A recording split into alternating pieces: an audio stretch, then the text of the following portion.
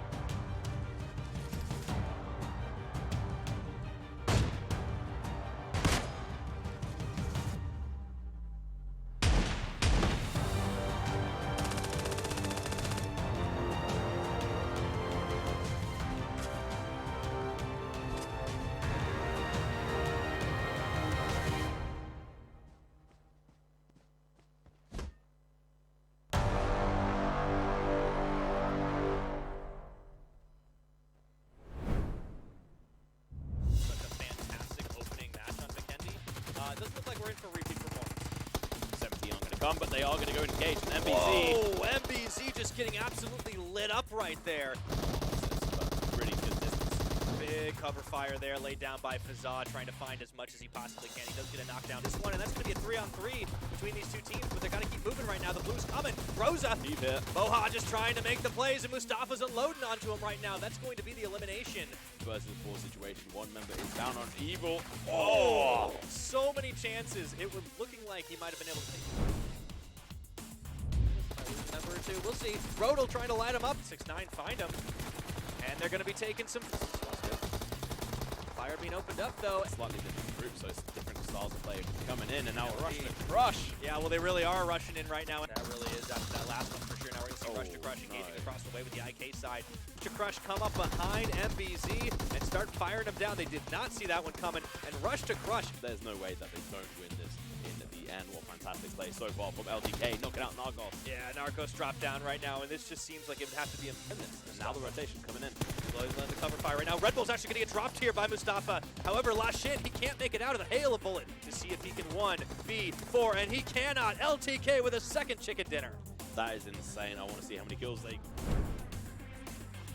Start moving, but here comes SNT moving around the side. There is the knockdown onto Mustafa. Breach 17 looking for Captain, and it should just be a matter of time. Managing to find them. Moraluz opens up on the sights, trying to get the knockdown. Morzies. Second position may well be coming out. Oh my goodness! And that is going to guarantee at least second place for 7 Reef team, courtesy of AXT. Minimum of 27 points from this game, but he might be able to go in for more. He knocks one. Mr. 404i, can he do it? Can he pull the clutch off? I don't think so. Those numbers were just too much to overcome. Sides, Fazza looking to breach into the house, and he finds Zeus before he can turn his attention. No. However, there was still Boonamer up there, and now the rest of them come through. Goal. This is good for Nox's last remaining member, but we got to check back in with this fight. Back up to 7 Reef though. Wait, that's Fazza. He just got dropped down, blown. Doing better than 7 Reef, and the shot's coming out. Almost. He's gonna go right now, and that's gonna be Red Bull taken down. Just in there, that's Captain in the 4th position. A very good split here for SNT. Rodel getting dropped. All of a sudden, they're not too healthy here as L&D are still in the picture, mixing it up. Yeah, well, L&D still have all 4 up. I might have spoken a little too soon. Needle getting dropped down. Tawan just can't thread it.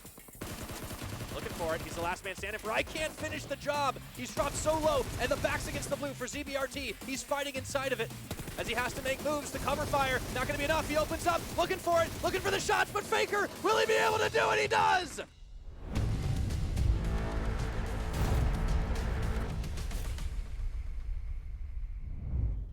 Welcome back once again, everybody, to the PUBG Mobile Club Open. It is day 2 of the semifinals here for the MEA region. I am Devin Pyrotechnics Young, and joining me on my right is the ever-wonderful Tom Wee Freeman Pickering. How you doing today? I am doing fantastic. I'm so excited today. We've got a bunch of games that are going to be interesting, and we finally see Miramar once again. It's back. It was a long time coming, to be honest, because we've only seen Miramar on a handful of occasions. These teams have only played it once in the group stages, and I really missed it. It's a big, dusty area, but it's our big, dusty area. Exactly. A big dusty bowl, and I mean, for the longest time I hated it with a passion. Oh, yeah? It was not the map that I wanted to play. It was all over the place, but nonetheless though, let's have a look at the placement points here. So tournament rules, as you can see, they haven't changed since day 1.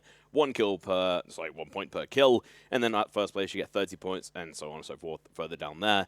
And there's also a really good place to be able to find them, but we'll get back to you on where you can find them momentarily. But first place is the most important place. 100%. You don't have to have 20 kills or 19 kills like SWAT69 did yesterday.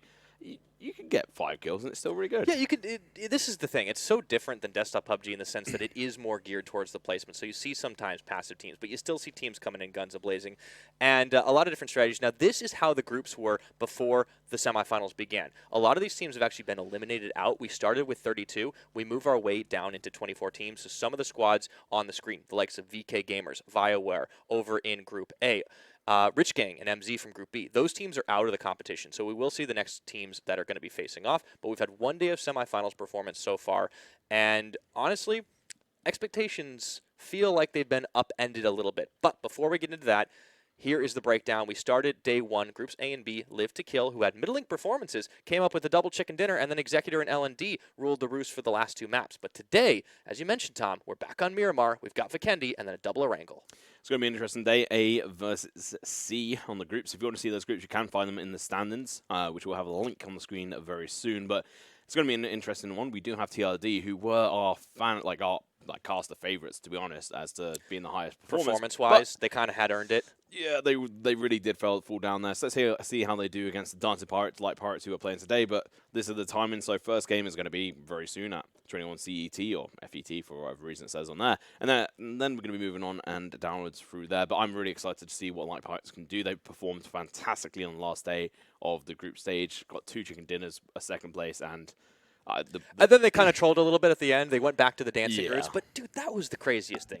Light Pirates were absolutely insane on the final day of play. They were honestly considered a joke up until that point because they hadn't gotten a lot done. But still fun, good-natured team. They were always dancing about. That's why we gave them the moniker. But let's talk about the standings. After day 1 of the semifinals, SWAT 69 on top with 103 total points. Live to Kill just behind them at 85. S&T, the formerly known 69. SWAT down at 77. And so on and so forth. You see it gets very close between 4 through 8.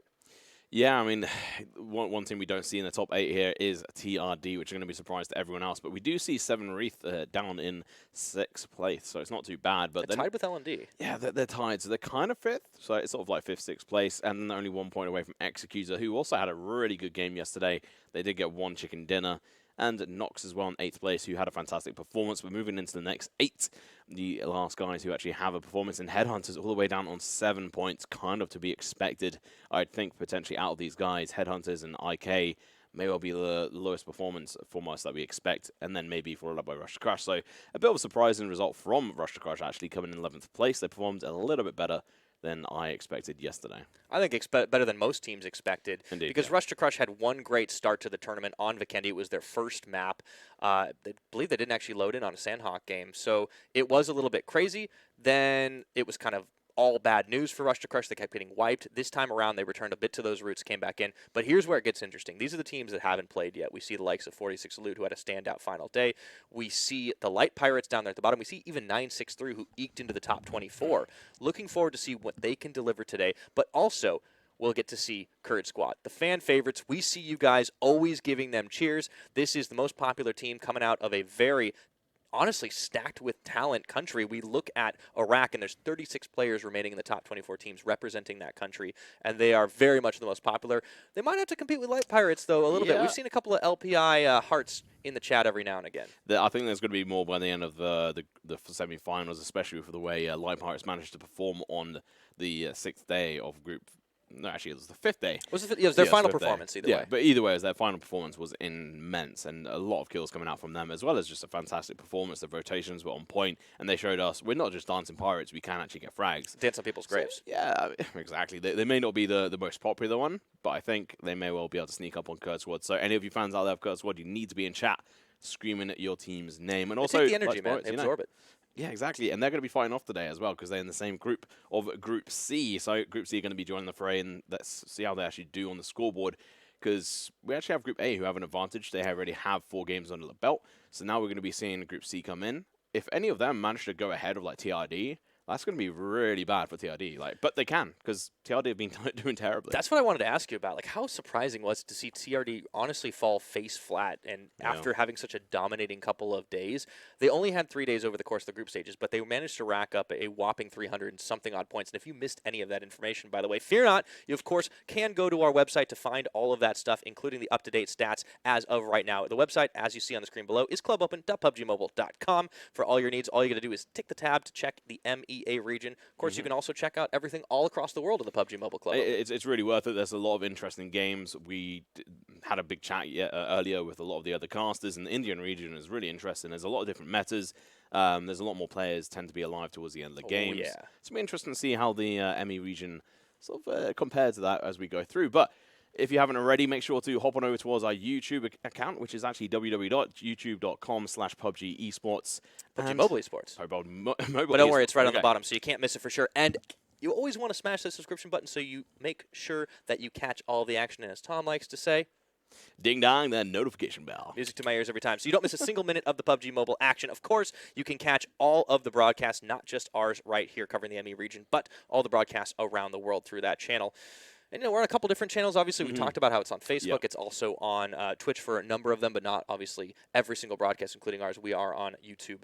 But many different ways to catch it, many different angles, and, man, some of these teams have certainly been catching it right now. There's been some interesting performances across the board.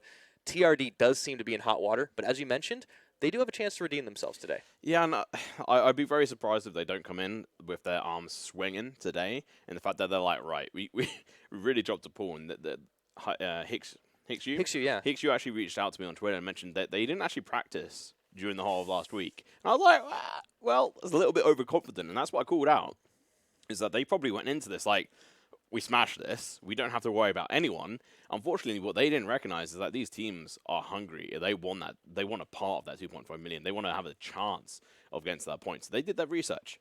And now TRD are facing the consequences. Yeah, and they've got a lot more chances to play it out, so we'll see what happens on it today. But as you mentioned, the teams are very hungry. We have seen so many different performances, not just at the end of group stages, but the teams yesterday really coming up. The Group B teams, they can rest, they can take it easy, go back, watch what's going on today, and scout out the competition a little bit. But for Group C, they've been waiting, they have been watching. They are ready for the Group A teams. It's not just TRD they'll have to face off against. There are a lot of tougher squads at the moment, and TRD are kind of back to square one, having to prove that they are that solid team that we saw in the groups. Yeah, I mean, there's going to be a bunch of things that they need to improve on, but there's definitely room for them to improve on. But I think they can actually make up that gap in these games. If they perform like we saw them do before and play consistently, that'd be brilliant. But last time, yesterday, they didn't play consistent at all. They had consistent dropouts in the above the top 10. So that's really bad. I think we saw even was it 15th finish for them at one point? Yeah, it was really, really surprising. But let's move it from the negative surprises. Talk about some of the more positive ones. Like, what was the biggest standout performer to you in Group A yesterday's games? I think it's Esports 69. I mean, although we kind of expected them to do well, we haven't really seen much of them in the past sort of couple of weeks. When they came in the first week, that was brilliant. They had a standout performance. They got the chicken dinner on their first game on Miramar, collected a total of 50 points, which is insane. 20 kill points and 30 placement points. But then they kind of fell off the radar. We didn't see much of them. But they came in arms swinging yesterday, and they're at the top of the leaderboard. Yeah, I think that's total fair. They made it all the way up to the top, as you mentioned. They didn't get all the chicken dinners 100% of the time, but they were consistently finishing towards the top. And that is an impressive performance from Squad 69, including their frontman, Ray, who's had all those clutch performances. I think for my part, though, I'm also looking at Group C, looking at the Light Pirates, because it's hard to tell where these guys' level is. They had one major standout performance, and we'll find out as we get onto Vikendi, and that plane is just clipping the northwest corner. Yeah, it's going to be quite an interesting plane for this one because it's going to be cutting out most of the bottom half of the plane path is going to be cutting out most of the bottom part of the map, which is fine. I don't think we'll be seeing too many teams drop over towards Kantra because it's quite far away. But you know what, we do have Villa, where I'm sure we'll see a lot of people. Garaka is a place where we see TRD tend to drop. They may well get challenged this time round, and a lot of teams do drop out at the start of the plane. Where are they going to head, though? I got 2 words for you, Tom. Dino Park. I want to see the circle. I've been waiting the entire tournament to see us go to the Southwest. Please, please, please, gods of RNG, bless us with the Dino Park circle. I would love to see the finish. Same. I was actually watching the latest Jurassic Park film on the way here. Oh, so you were prepared for this? Yeah, I was like, we're going to get a Dino Park finish. It's the one with Chris Pratt, right? Exactly, yeah. And you know what? It's a possibility. Oh, they have heard. They're answering my prayers, I hope. But we will see half the teams outside the circle right now. A lot of them, as you mentioned, up by Cosmodrome, going over to the northeast. And, Rush to Crush, they're up towards the north. So a lot of teams are going to have to make tracks. Yeah, I mean, the TRD are actually quite fortunate on this part. They're on the edge, but they are in a Garaka where their usual spawn is. So they don't actually have to travel too far. And they might be able to intercept a couple of these teams who are trying to rotate in. We have, obviously, like IQM playing together. What's going on there? Why are they actually next to each other when they tend to drop all across the map? That's an interesting thing you point out. Yeah, we almost never see this team actually playing together, but they've all dropped Trevno. They might split off. There's still plenty of time. But it is weird. They're one of the only teams we've seen do this in the ME region that they actually like to go very separate ways. They last, at least one of them, usually makes it into the top 5. But that is a very surprising thing. Now, we will want to follow TRD, though, because we want to see if these guys can step it back up from their yesterday's performance, get themselves a chicken dinner, show us the dominant real deal that we come to expect. Yeah, no, I mean, another team that I want to have a look on is Rush to Crush as well. Oh, there you go. There's the Dancing Pirates. But I want to jump back to Rush to Crush. So we actually saw some good performances from them yesterday, but we also saw a lot of the same sort of tunnel vision, the fact that when they see people, they'll just charge in blindsided and they don't care. When that works out to them, it's a 50-50 coin toss like you discussed yesterday. If they'll win or not, it depends if that team is weakened down or if it's a weaker team like IK or a couple of the other ones as well. But look, HeadHunterrs, for example, they did actually smash them yesterday. But we'll see how HeadHunterrs do today. They're at the very bottom of the current scored teams. They have a chance of being able to sort of stay or go up. Yeah, HeadHunterrs really can only go up for them. They had a very rough day. We're always kind of a bit of a middling team, but seem to do well if they manage to avoid opposition early on. And we'll see if that changes for them. And as you mentioned, Light Pirates might find Muhammad from KA there. I don't know if he's got a gun. I don't think Aras actually has a gun, so he's going to have to run for the hills or, well, I guess actually the rock here as his teammate is trying to back him up here. But they should really run away from this situation. They're not in the most favorable situation against Muhammad here. He has got the opposite, sort of the actual position against him. He's got the hard cover. Potentially has the guns. Yeah, you don't really want to run afoul of someone who has a much more superior looting phase than you, and that's always the trouble. Now, we are checking in with the crowd favorites here. It is Kurd Squad early on. They found a nice little loot compound. This is a much quieter start than yesterday. As I say it, Lost gets immediately dropped and killed by Just Survive. Wow. Okay. Just, you know, cast a curse there. Ooh, RBK. H-mode, the Pride Rock lad. Ooh, yeah, they only loaded him with 3 players. Interesting. So I was wondering why there was only 63 alive at the start of the game. So a little unfortunate for RBK. But as we've mentioned, yeah, H-mode, he went beast mode on Erangel a couple of days ago. That was one of the sickest Pride Rock plays I've ever seen. I think he's also got a few other moments where he has actually played fairly well. So I'd be interested to see how he performs outside of that unique situation up on Pride Rock where he had every advantage, where we actually saw, like, Pirates. I think it was Koro actually returned the fire with a headshot from the sniper, which was really impressive in itself. But let's move on. 963, the underdogs that we tend to cheer on because we really want them to be able to get somewhere in this. And they just do crazy stuff, man. I mean, that's what we like about them. They just decide to drive off cliff sides and jump onto the top of buildings, and they'll always take a fight. Kind of like Rush to Crush, except they can't really aim that well. Yeah, I mean, it's a bit more of like a cuter underdog story for them. And they were actually next to Cherry Blossom Tree, but we'll see. So RBK, they do actually have to rotate a little bit here. It's Kurd Squad. They found him again. It's going to be Ari getting the knockdown onto Haji, and unfortunately KA is kind of running afoul of some superior teams early on in these fights. It seems like we will be in for one of those quieter, slower setups. A couple teams might get whittled down early on in the game, but then we kind of come down to it. This is Circle Shrinks on Vikendi. This one's very land-based as opposed to ones we've had in the past where we actually get a little bit out to sea, which means we could be in for a longer Vikendi.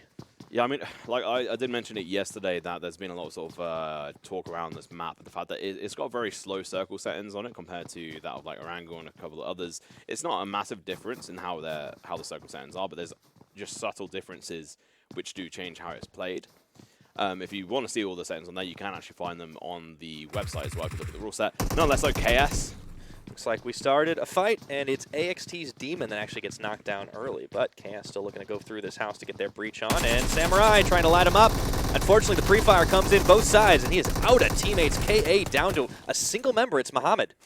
He didn't even have any bullets in his gun, so he was shot down and out. That feels bad, man.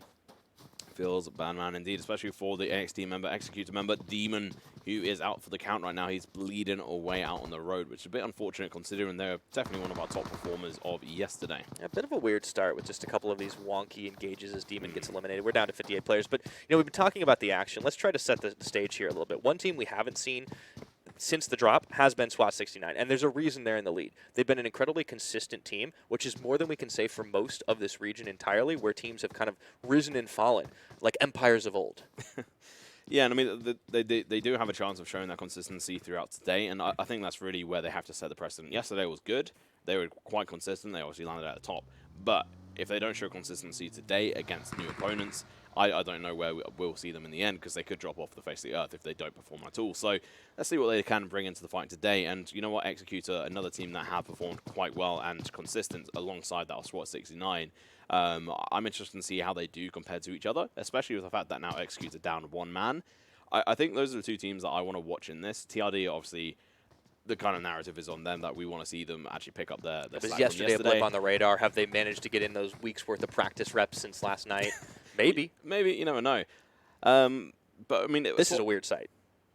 Yeah, I mean, one team that we never expected to see together are actually within like 100 meters of each other. So that's really surprising for them. I mean, the thing is, it works for them. They actually managed to place a lot higher in a couple of games they shouldn't have, thanks to this exact method. But yeah, we'll see. LP.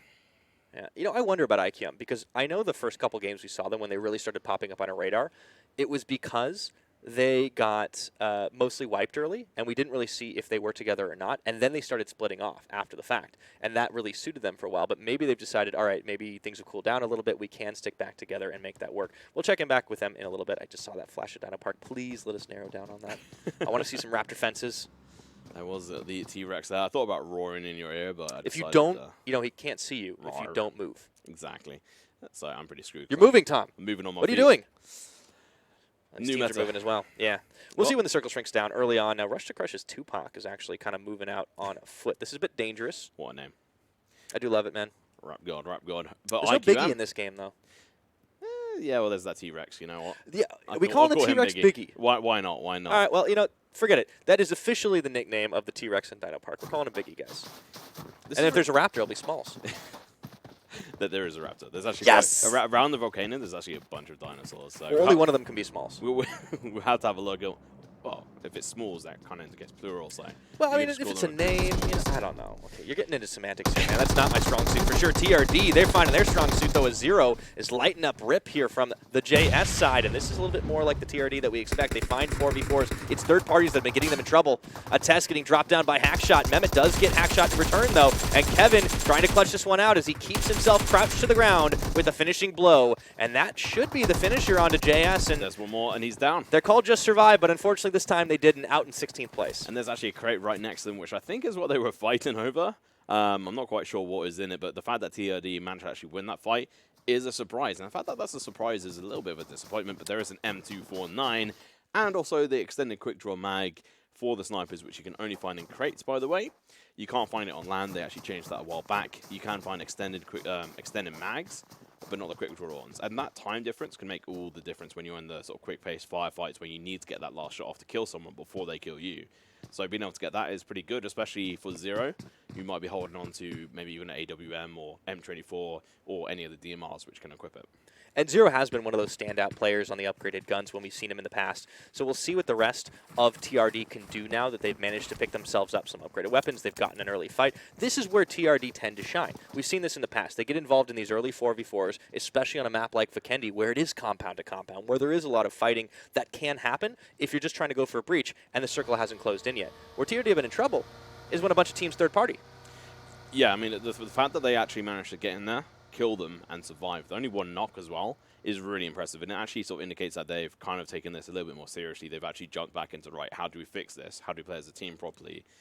Seems to be working, and they might just be able to work off that momentum. Let's hope it's not premature here. Now, this is going to be, actually, I believe SNT coming in here, the formerly named 69 SWAT, last shin at the head with the, I want to say captain moniker because we don't know for sure, but he's certainly the standout player. And this is the reason. There are two teams with the 69 clan tag. One of them has changed to SNT.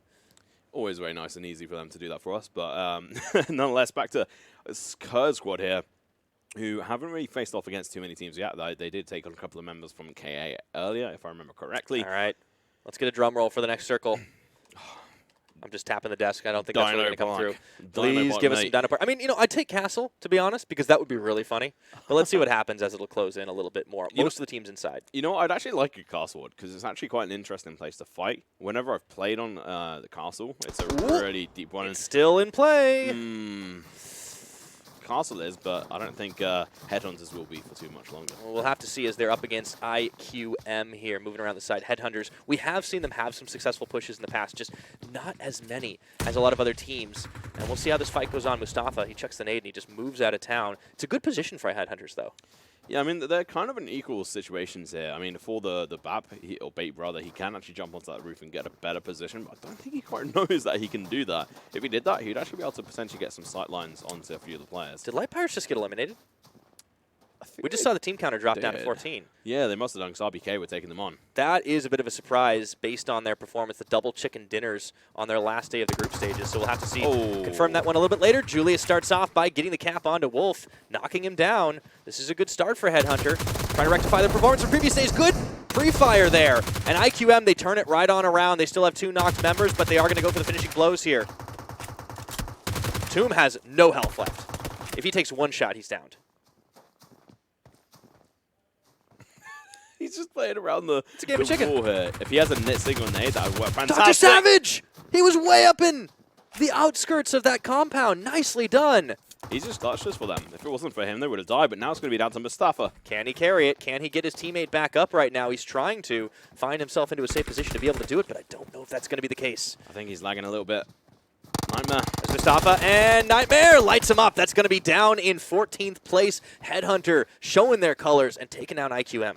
And now we see why IQM don't actually group together, because they know they can't actually play as a team, which kind of worries me, the fact that they are playing in a team-based game. Should have yet split. They can't actually play. So, I mean, to be fair, if they want to come into a team-based game and just separate off, I'm all for that. New and different messes are pretty interesting. And when you have it, so some of these teams playing like that, it's quite cool. Nonetheless, though, Jasnair from 963 is running through the field, through the wheat, away from these guys. KS have heard the I didn't know he was shots. Theresa May. I was going to make that comment, but I know British references, just not as many as you, my friend. good. I'm glad you got that one, though. That's good. But yeah, Kurd Squad have heard those shots, and it seems like they're going to come on here. And when it comes to the skill range, Kurd Squad have been quite sort of average in regards to their whole sort of side of like their groups. They've never really overachieved, but they've never underachieved. That is another thing. They are a very consistent team. Now, I was wondering where you were going with that one, because I wondered if maybe the fans would disagree with you, the Kurd Squad multitudes, as you will. Edgy, mate. Yeah, well, they're pretty good, for sure. Now, Dr. Savage in the scope of Ari from Kurd Squad as he looks to drive away, and he realizes way too late that he had nowhere to go. This is a great shot. Ebo managing to get the finisher, so HeadHunterr down to 2 players, and with the blue closing in, they're going to be in trouble. What a play coming out there. I think that sort of delayed shot from the KS member actually just did them great justice, and now they should be able to potentially get 1 or 2 more members. Nightmare trying to speed away. That's Golden Boy, substitute for the KS side. Can't quite finish the job, but he did get them very low. And unfortunately for Julius, he's kind of left without a vehicle here, so he could be picked off, and HeadHunterr are just going to try to survive. Yeah, so I think Kurd Squad are probably going to just go for that vehicle or run into the circle, because it's actually not too far for them. And then they may well just try to cut out Julius as he tries to run in. But we will see what ends up happening there, because the circle Closing in. Dino Park, I think, is about to get cut out, or it will be a hard shift towards it. All right, well, it looks like we Castle's might still in. get a castle play. This is going to be absolutely insane if it happens, but Villa, Abbey, Villanova, all of these still inside of it right now, and the team's still making their moves in. We are slowly narrowing down the number of teams still available. So my prediction for this one is that it's going to land near Villa, within sort of 100 meters. So what does this mean for the team still involved then, Tom? It's going to be very difficult, because we have a lot of teams down south who are going to have to move upwards. And a couple of them might be able to get bits of loot. There's 2 crates we can see dropping down there. A bit of an interesting one. That was SWAT 69. We haven't actually seen much of them all game. They've been very quiet, and that's kind of unnerving. It's kind of like a Velociraptor, you might say, being very sneaky and a Smalls, is that you? sneaking around. You know, to be honest, I don't remember the Velociraptors being that sneaky. I mean, sneakier than the T-Rex. No, they definitely were. If you go back, It's been a and you while watch since I've it- seen Jurassic Park, man. We need to do that tonight. Let's do that. A definitely. little bit of post-game caster bonding, right? Yeah, you know, nice date. I've got it. Yeah, there we I'm go. in, guys. I'm in. Let's make it Mr. happen. Devon is inviting me to a date, but Wow, we're on a first-name basis now? exactly. Okay, Let's do Tom. it. But what are these guys doing? I mean, 46 loot. They're definitely one of the teams that haven't really been able to perform fantastically. Until the final day. Yeah, the final day kind of saw them come in and pick up 2 chicken dinners on day 5 for their final performance. It was them and LP that managed to pick up.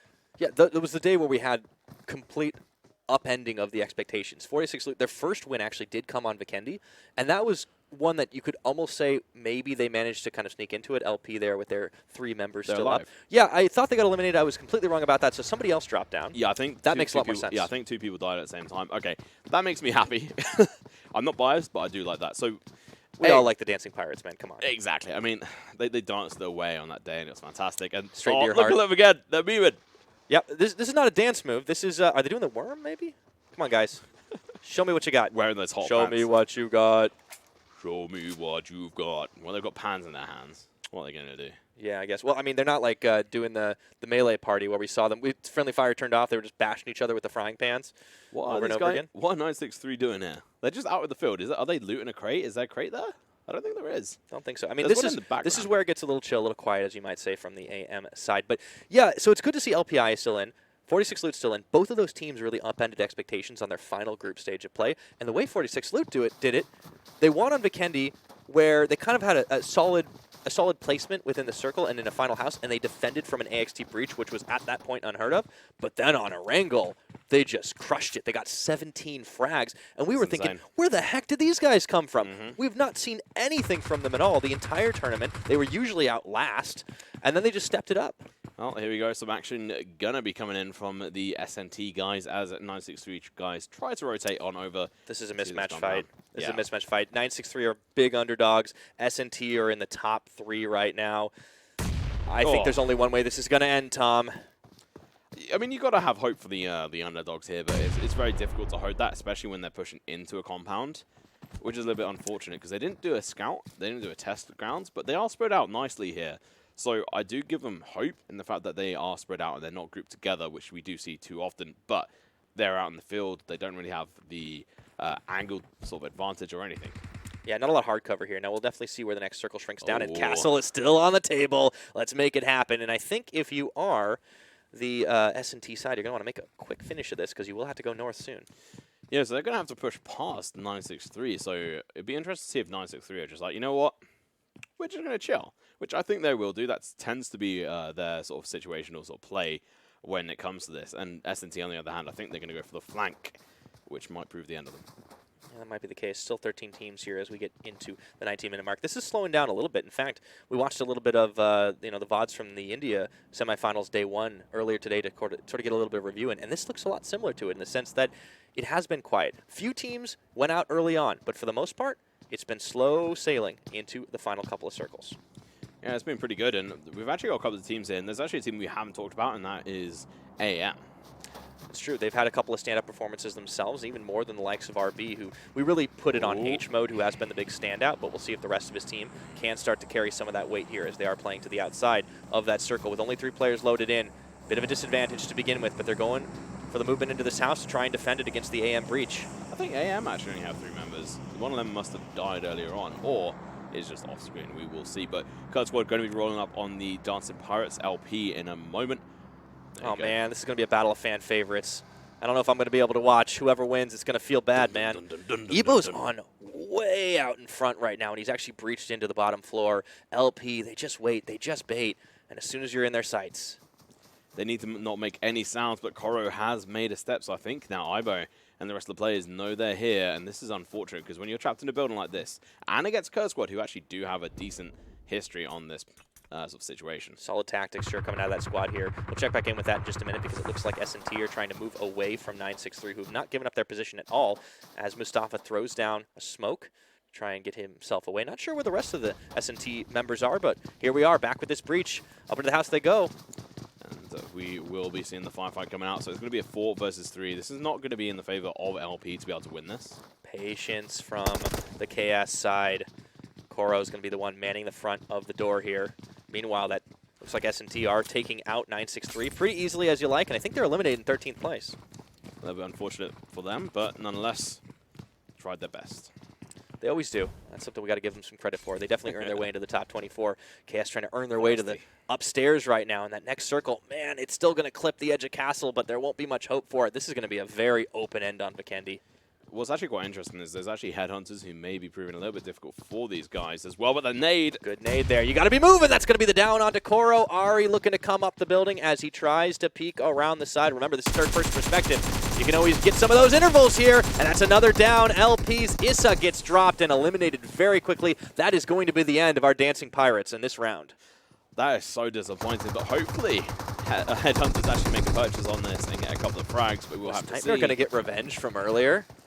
Kurd Squad are actually getting their own kills. They've already knocked one of them down. Man, these guys are so good. I mean, they were top 10 in the entire tournament so far. So as we talked about how maybe they didn't have as many stand-up performances as the other solid teams, they never fell below a certain threshold. They're always able to step it up and deliver a consistent performance, which we can't say about every single team here as Nightmare gets dropped down. HeadHunterr's out in 11th. That aim was terrible. I'm not even going to be nice about that, HeadHunterrs. Come on, go to the practice range. Call them Air Hunters now. Air Hunters, yeah. Miss Hunters, whatever. But That's just mean. Yeah, but when you have the opportunity, tap away, or just hold it down, but at least try not. I mean, it looked like he was just hip firing the whole way. Yeah, it's a little bit unfortunate. But moving on, we're going to be seeing Rush to Crush potentially crushed by TRD, the guys who have a lot to do in regards to redemption. And Rush to Crush might be one of their next victims. These guys have 4 kills already. They've wiped out one team, and that was just Survive. And now, maybe even Rush to Crush. See what happens as the Molotov comes out. Now, TRD and potentially Rush to Crush, they might be in danger of getting third-partied here because there's a lot of teams not too far away from them, but they're all preoccupied. You can see LTK starting to take out some of the IK members. 46 loot watching on. But this is what TRD do best. In a straight-up 4v4, hard to beat them.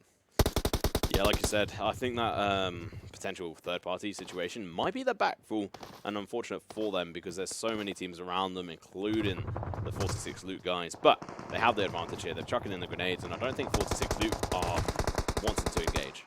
I don't think so either. We'll see the rest of the teams just outside the edge of the circle trying to move their way in. AXT with 3 members trying to make it happen. You can see SNT moving into the area as the blue starts to close in. Still 10 teams alive. That's 37 players in this one. LTK a little wounded trying to keep IK at bay. Narcos on the high ground. Look at that. He's just lighting him up, but unfortunately, he gets knocked as well. Not before his teammates. That's all of AXT. That is impressive. So we do actually see SNT get the frags there onto Executors. What a fantastic play coming out from them. Now IK going to be under fire from LTK, and this time we have 99 playing, and I'm glad to see that. We do have Slum and Evil as well, so the choices in regards to substitutions being quite interesting. It's good to see. TRD still trying to make this work for them, and they do get a knock. Yeah, Damu's going to be down from the Rush to Crush side. Here's the player still left alive on the map. You can see a couple of teams that have taken a lot of damage, and now it's going to include TRD. Hackshot trying to get some revenge as the Rush to Crush members fall to their knees. There's still 2 more alive here. Who's going to win this fight? Hackshot getting dropped down in a spray of bullets, and it's just going to be down to Hixu. Can he make it happen? He's got 1. He's got them all. TRD live again. So close. So unbelievably close. So dangerous. And it comes down to what I said that they were doing yesterday. They were going for finishes before they got the actual wipe. And that is uncharacteristic for them. They tend to go for the complete wipe in what they were doing beforehand, but this time they made a mistake and they almost lost it because of that greed. Yeah, that's part of being a little bit cocky. That's the same attitude that leads you to not practicing nearly enough, but it does seem that TRD have very much learned their lesson. This is encouraging to see on the first game of day 2. They've gotten everybody back on their knees. This is the TRD that we like to see. Meanwhile, Kurd Squad lighting them up on the other side. RBK in some trouble. I do have to say, Ivo has been my standout player for Kurd Squad. 100%. And that aim there proves it. Oh, he's an absolute aim god. He's not the only one, though. Golden Boy's starting to prove true to his name there, lighting him up a little bit, and that will be the elimination, it looks like, of the RBK side out in 8th place. That was just too easy for them. It didn't even seem like they were trying too hard. They were just like, cool, we're going to literally run and gun on these guys, and RBK just crumbled. I think methodical is a good way to describe Kurd Squad. Yeah. They kind of come in, they do the sweep, and they make the play. Now, there's still a few more fights as Hixu is lighting up the LTK members. They were the double chicken dinner winners yesterday. Now, it hasn't seen much from them earlier. Down to 2 members, Mojrum and Evil, in the sights of Kremik from IK. It would be really interesting to see these guys get a new kill record on TRD. I would love it, man. Our record, what's 20? 20, and it's from SWAT 69 on Miramar? Yeah, we do actually still, we don't hold the regional record. The region record is actually 23 on the Indian region. Let's have a look at the fight going on here. Hixu's trying to add to those numbers for sure, man. But this is going to be S&T and AM face off against each other. We'll check back in with that in a minute. The LTK currently going to be stuck in between a couple of the IK members and also TRD. But this also indicates that TRD could get third parties if they're not careful. Yeah, and that's always the danger, right? So they should be keeping appraised of what's happening. Things have started to slow down for just a second. As I say, there's a bunch of bullets flying, but this is the quietest it's been in the last couple of minutes. You can see the SNT members, 4 members strong, all full health. Ooh. They've been having a fantastic game, but what can they do against these AM members? And Golden Boy from Kurd Squad, he's going to take his sights away from him. He's not entirely sure where to aim. The captain trying to look around the rock here, but dangerous rock. As soon as you step into the water there, Butcher has advantage. Oh, look at Lashin. He's the ace on the top. Captain, he goes in, but he's going to give his life for the cause. Let's see if the rest of SNT can clean house here. It doesn't look like that's the answer. A rare miss here from SNT, and they will lose out to Air of Madness big time unless the big clutch can come in. It doesn't look like it's happening. AM, they lose one. They get 2 knocks, but they do manage to get the kill, and SNT are out in 7th. 7th isn't a bad placement, but that was a really poor judgment call from them. They should have used utility, or they should have gone through above. Going under through the water like that is just asking to be killed. Yeah, a little bit of surprising play there. Now, LTK have managed to stay alive as they face down opposite the house. The TRD are inside. And you can also see Kurd Squad on the outside looking in, IK on the other side. Looks like our final field of play will get revealed pretty quickly here. It's a crossroads, and everybody wants a piece of this action. So this is going to be very ugly, but TRD have the advantage in regards to the cover. But we do actually see a bit of healthy cover coming in from 46 Loot. Actually, 46 Loot have the hard advantage here. They do, and they've had a very quiet round. They've just been holding in this small compound, this small house. We'll see what they can get done here as KS. They're bringing a couple more members through the smoke, trying to get them back onto their feet. We've only got 6 teams left, Tom. Yeah, you know what? 46 Loot, they're in a single building. A single grenade could kill them all. AM are going to be the contenders against the guys of KS, trying to hide behind those rocks if they're not careful. And then we also have TRD, who will be looking to take shots at them and also hold out the likes of LTK, who are outside the blue, or will be in a moment. Absolutely. Zero does get the knockdown onto Rawan, and it looks like Evil from LTK is going to be put in the ground by Zico from 46 Loot. Hoger turns it around onto Hackshot, but he gets downed immediately, and it looks like that should be the end of it for IK. They've still got somebody alive. It's Kawan. Yeah, he's a lone man. He's been very sneaky, but he has actually managed to make it into the circle in a decent position. And so that's actually 11 total kills for TRD so far, beating their record of yesterday, where they didn't really achieve much. Kind of hard to beat not hard to beat a record yesterday where you didn't get a whole lot done for sure. Now, 46 Loot trying to light up Kurd Squad on the outside. There are a lot of favorite teams coming through here. We'll see how it all stands as Ari gets headshot by Zero. A lot of downs being knocked. He puts the scope on again, putting that gun to some good use. This is just some insane damage, and even, you know what, that's another down coming out. Zico! Between Zico and Zero, man, Kurd Squad are in trouble. Yeah, I think TRD and the guys on 46 Loot are going to be killing them. That's Ebo getting dropped down. That's the ace for Kurd Squad. We'll see as the LTK members going in for the breach there. Modrem, he's inside TRD's house, but he's not going to last much longer there as Hixu staying up, and that means TRD can get Kevin back onto his feet. 14 kills. They have double the kills of that of SNT. SNT currently placed 3rd or 2nd, was it? SNT currently, I think 3rd actually. But it's just insane players coming out from them if we can have a look.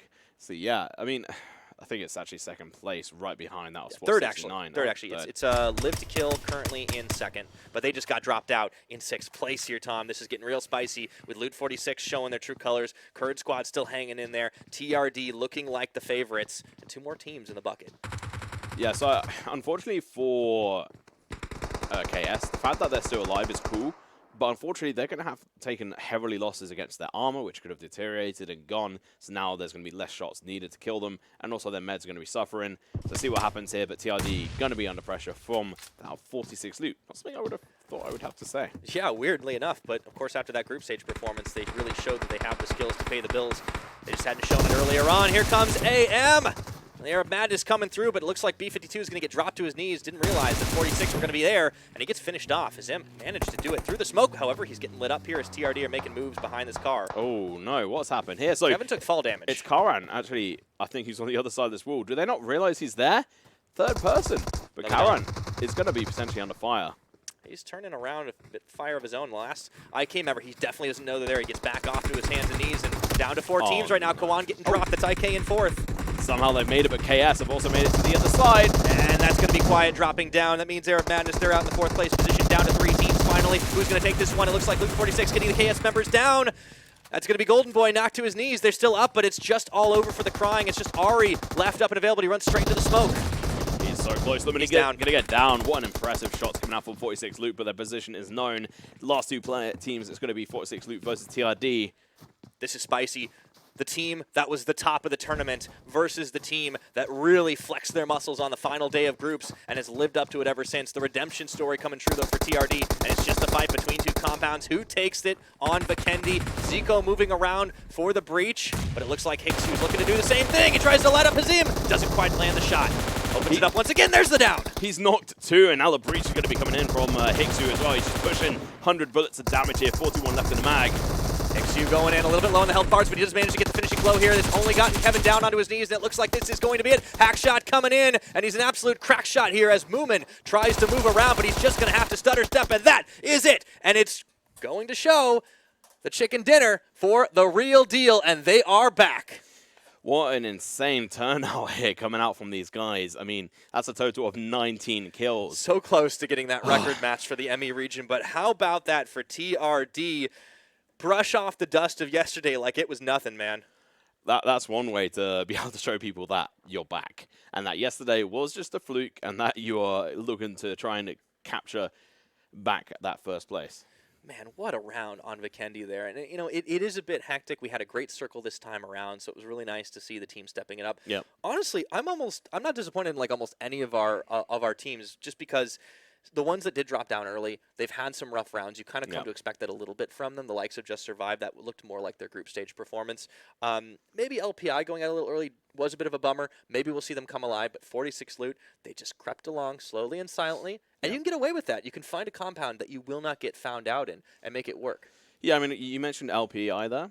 Unfortunately, I don't think they managed to loot up that well. I think they got interrupted during their loot phase, and they had to run away, and they didn't recover from that situation. Unfortunately, if you do get pushed out of your original loot location, you tend to be kind of stumbling along. You don't tend to be able to get back into the right path, the smooth path of being able to just move along, get the kills, get the good rotations, which is something they're good with.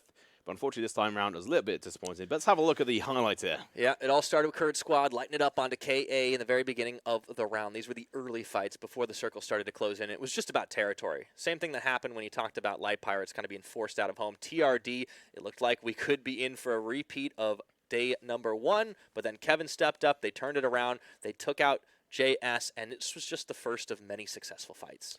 Yeah, I mean, this was the point in time I saw a bit of old school TRD, so it was really nice to see. But then HeadHunterrs, again, as usual, a little bit disappointing. But they did get a win. They did get the win against these guys. And that was a good thing. Yeah, they did manage to walk away from this one for a while. They did eventually bump heads with the wrong people. But IQM, playing as a team, unfortunately, not their best time. Yeah, I mean, playing as a team in name only, right? And this is where KS starts to turn things around from the opposite side. They just light up HeadHunterr and managed to nearly eliminate him. Ari, he was the kill leader with 7 on the board. Hixu here coming in to try and clean some things up. And then we see LTK. This is the first time they actually got involved in any of the fights. Yeah, no, considering they're definitely one of the best teams from yesterday for a while. Sorry, not yesterday, but before. It's interesting to see them sort of not perform so well today. This is interesting for sure. S&T, I don't know what the heck they were doing here. They just high-fived into death. Yeah, that was a really dumb play from them. I mean, it was quite fun and like quite funny. And to, AM is to pretty watch, happy with it, I imagine. Yeah, AM are like, okay, yeah, we'll definitely take a couple of these free kills, which they definitely managed to do. And then we see 46 loot. They actually managed to get some interesting shots over towards KS, and thanks to that, they damaged a lot of their vests. So when they tried to go across and over, it didn't work. And then AM trying to cross over didn't work either. Yeah, this was great shots from Hazem on 46 loot. I mean, I don't know why it took so long for these guys to really show their true colors, but they are just playing like a revitalized squad ever since their first win on Vikendi. Things have looked up, but it was TRD, just that much better. I think they do have some real contenders on their hands, though. Yeah, but that play coming in with that from Hixu with the M249, probably one of the MVP play for me. He managed to down 3 of the members with that one clip and that one gun. It's quite amusing considering it came into question whether it was actually any good when we first spoke, and I was talking to you about the game, and then he comes in, he's like, I'm going to show Devin how to do this. We talked all about Zero, though, but it was Hixu in the end that actually Hixu, did take the M249 in and really accelerate it to new heights. He also clutched them when they went. 3 of them went down that building because they overagreed. He came in and he clutched it for them. We haven't been giving him his due, man. Yeah, I mean, Hixu, make sure to respond to me. I want to know your thoughts at the end of the day on Twitter. So a little bit of a Twitter exclusive for sure. I mean, that was some good stuff, man. Yeah. One thing that was suspiciously absent was SWAT 6-9, and that was surprising to me. I think they might have been that team that we missed that went out early. I think so. If so, that's mega disappointing because that was the team that was in first place after that. Maybe you could think that's a blip on the radar. They just had a bad fight, but I want to see what happened to them, and I want to see what happens next because we are moving on to Miramar after this. I think it might have been S&T that took them as well. Oh, yeah, well, you know, actually, that's not that surprising because those two teams tend to go at it a bit of it. We call it the Clash of Clans for sure. Yeah, definitely. Because they just end up fighting up against each other. But if you missed any of that action or any of the tournament action and want to see how the teams made it to where they are, go ahead to check out our website. Down below, it is clubopen.pubgmobile.com for all that information. And you can check out not just the standings and the teams for the ME region, but all around the world for the PUBG Mobile Club Open, so you don't have to miss a single minute. Yeah, so if you want to go and have a look at the Indian results and compare it to what we're doing here, go do it. It's Or actually any of the regions. Yeah, I mean, it's quite an interesting comparison, especially EU one, and there's also the NA. Make sure to go check them out. Yeah, and in addition, of course, make sure you hit that subscription button on our YouTube channel is youtube.com/PUBGMobile Esports for all of the VODs and highlights, as you can check it out. And as Tom likes to say, Ding dong, that notification bell. never get tired of hearing it for sure, so you do not miss a moment of the action. Of course, we're down with one map, but man, that was a spicy Vikendi. I cannot wait till things heat up a little bit more as we go into Miramar. But before we do that, we got to take a quick break. Don't go anywhere. More of the PUBG Mobile Club Open rolls on. You can ding dong my notification bell. Anytime.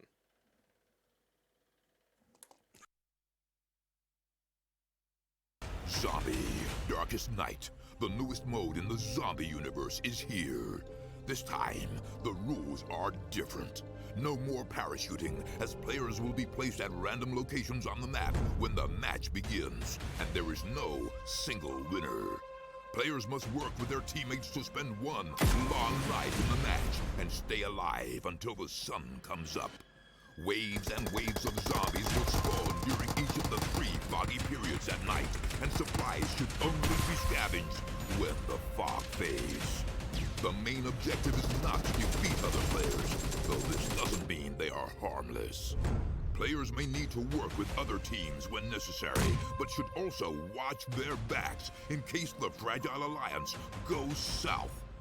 This will be a unique experience for every player involved. This new mode also comes with a passive skill for every player. Understanding the skills will be the key to staying alive in this long night. Can you ride out the night?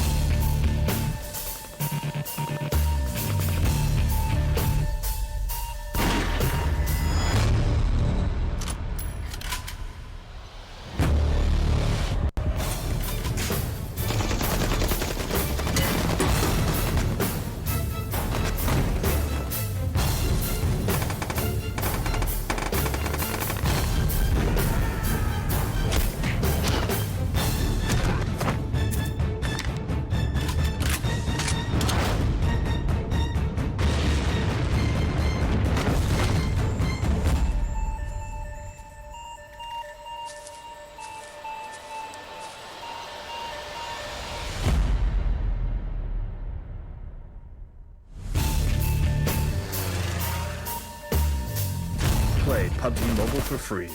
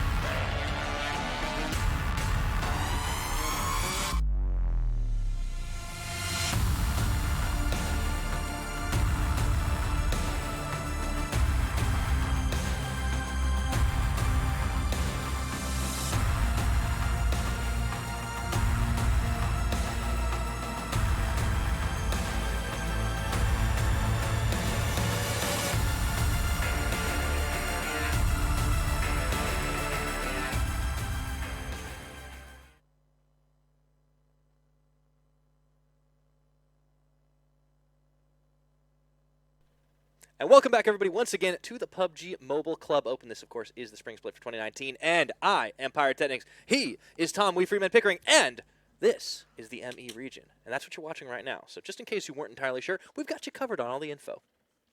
Yeah, and I mean, especially after that last game, you guys are going to want a whole load of that information, especially with TRD dominating with 19 kills, a chicken dinner, massive 49 points in total, 1 point behind the top scoring team so far. Really impressive plays. Yeah, what a turnaround, man. Day one, we saw TRD go completely uncharacteristically off balance. They never got a score above, I think it was like 7th or 8th place, maybe 1/5 finish.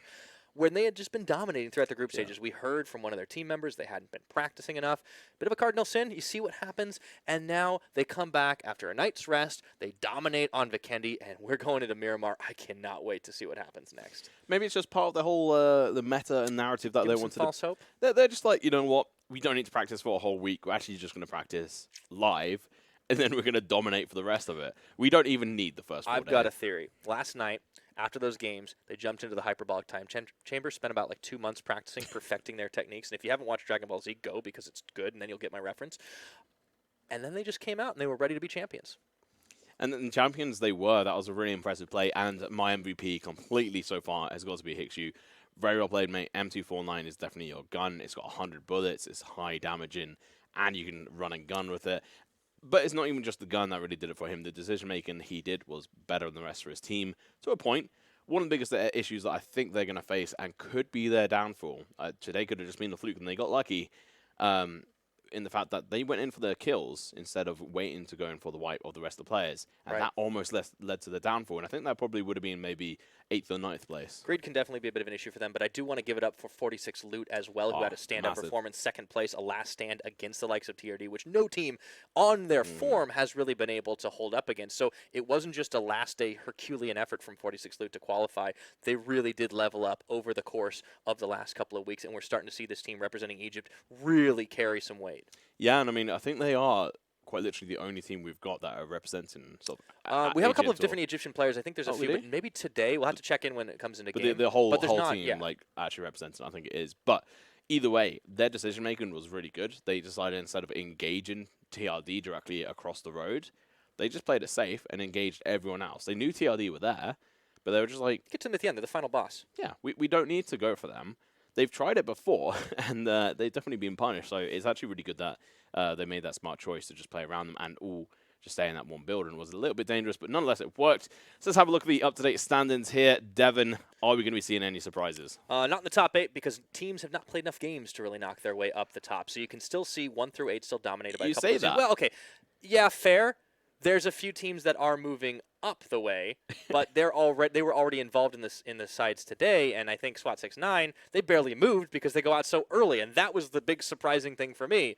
This team's in top, and they got almost no points. We won't see the next match come in just yet. Looks like we have a few issues with the statistics, so we'll get that fixed, and we'll get it back to you for now. Yeah, and I mean, I can't remember exactly how many points TRD had. We'll update you later on, but they did just get 49 points from that game, and then considering the bottom team there, Nox had 58, there's no way that they're not actually going to go past them into the top ones. But they've already got 4 games played. So that was actually technically their 5th game out from Group A. Group C is where I want to see any surprises, and I think 46 Loot are going to be that team where we might see them jump up. 100%. Good frags from them. Yeah, easily into the top 16, maybe even the top 10. Yeah, I'm trying to look at the other Group C teams and see who really impressed me as well. I think, well, we didn't see Kurd Squad yesterday, I believe. So they come up and they get a 3rd place finish. And obviously big crowd favorites as well. They have a lot to live up to on the fans' expectations. But getting a 3rd place finish, and considering how under heavy fire they were in one of the worst positions of that final fight, and they made it all the way to the top 3. That's impressive. That takes a lot of grit and determination, and you've got to hand it to them. I think the unfortunate thing was that their ace player, Ebo, just got aced out of the fight early before it started. Yeah. And the team did seem a little bit lost after that fact. Yeah, it was a bit unfortunate because they were in a good position across the road, but where they were at on that crossroads wasn't going to be the end points. They had to try and cross over, so they kept on going for the peaks, kept on getting peppered and knocked down, so they had to keep on reviving each other, try and check out nades, and they ran out of smokes eventually. And they managed to get 1 player across out of the 3 who tried to cross, and that was Eri. He ended up dying to 46 Loot anyway, so that was a full, I think, wipe from 46 Loot against Kurd Squad. Yeah, and actually, that's another thing to point out is that Ari had a lot of the team's kills as well. I think he might have been on the top of the kill leaderboard for the game. And this really just goes to show there's a lot of power in the KS side. Now, it looks like we'll just be getting straight on into the game. This is Miramar. If you haven't been used to seeing it, it's because we haven't had it for a couple of weeks, but we are back, and the plane is coming in from the northwest. So having a look at the plane, it's going to be quite hard for a lot of players to hop on over towards Campo Militar, unless they decide to go for vehicle spawns, but I don't think we tend to see that from these guys, so we'll see what ends up coming out. But there is opportunities to go down to Prison, Puerto Palacio as well, and Los Leones, and a couple of others. Impala, I doubt we'll see people go to.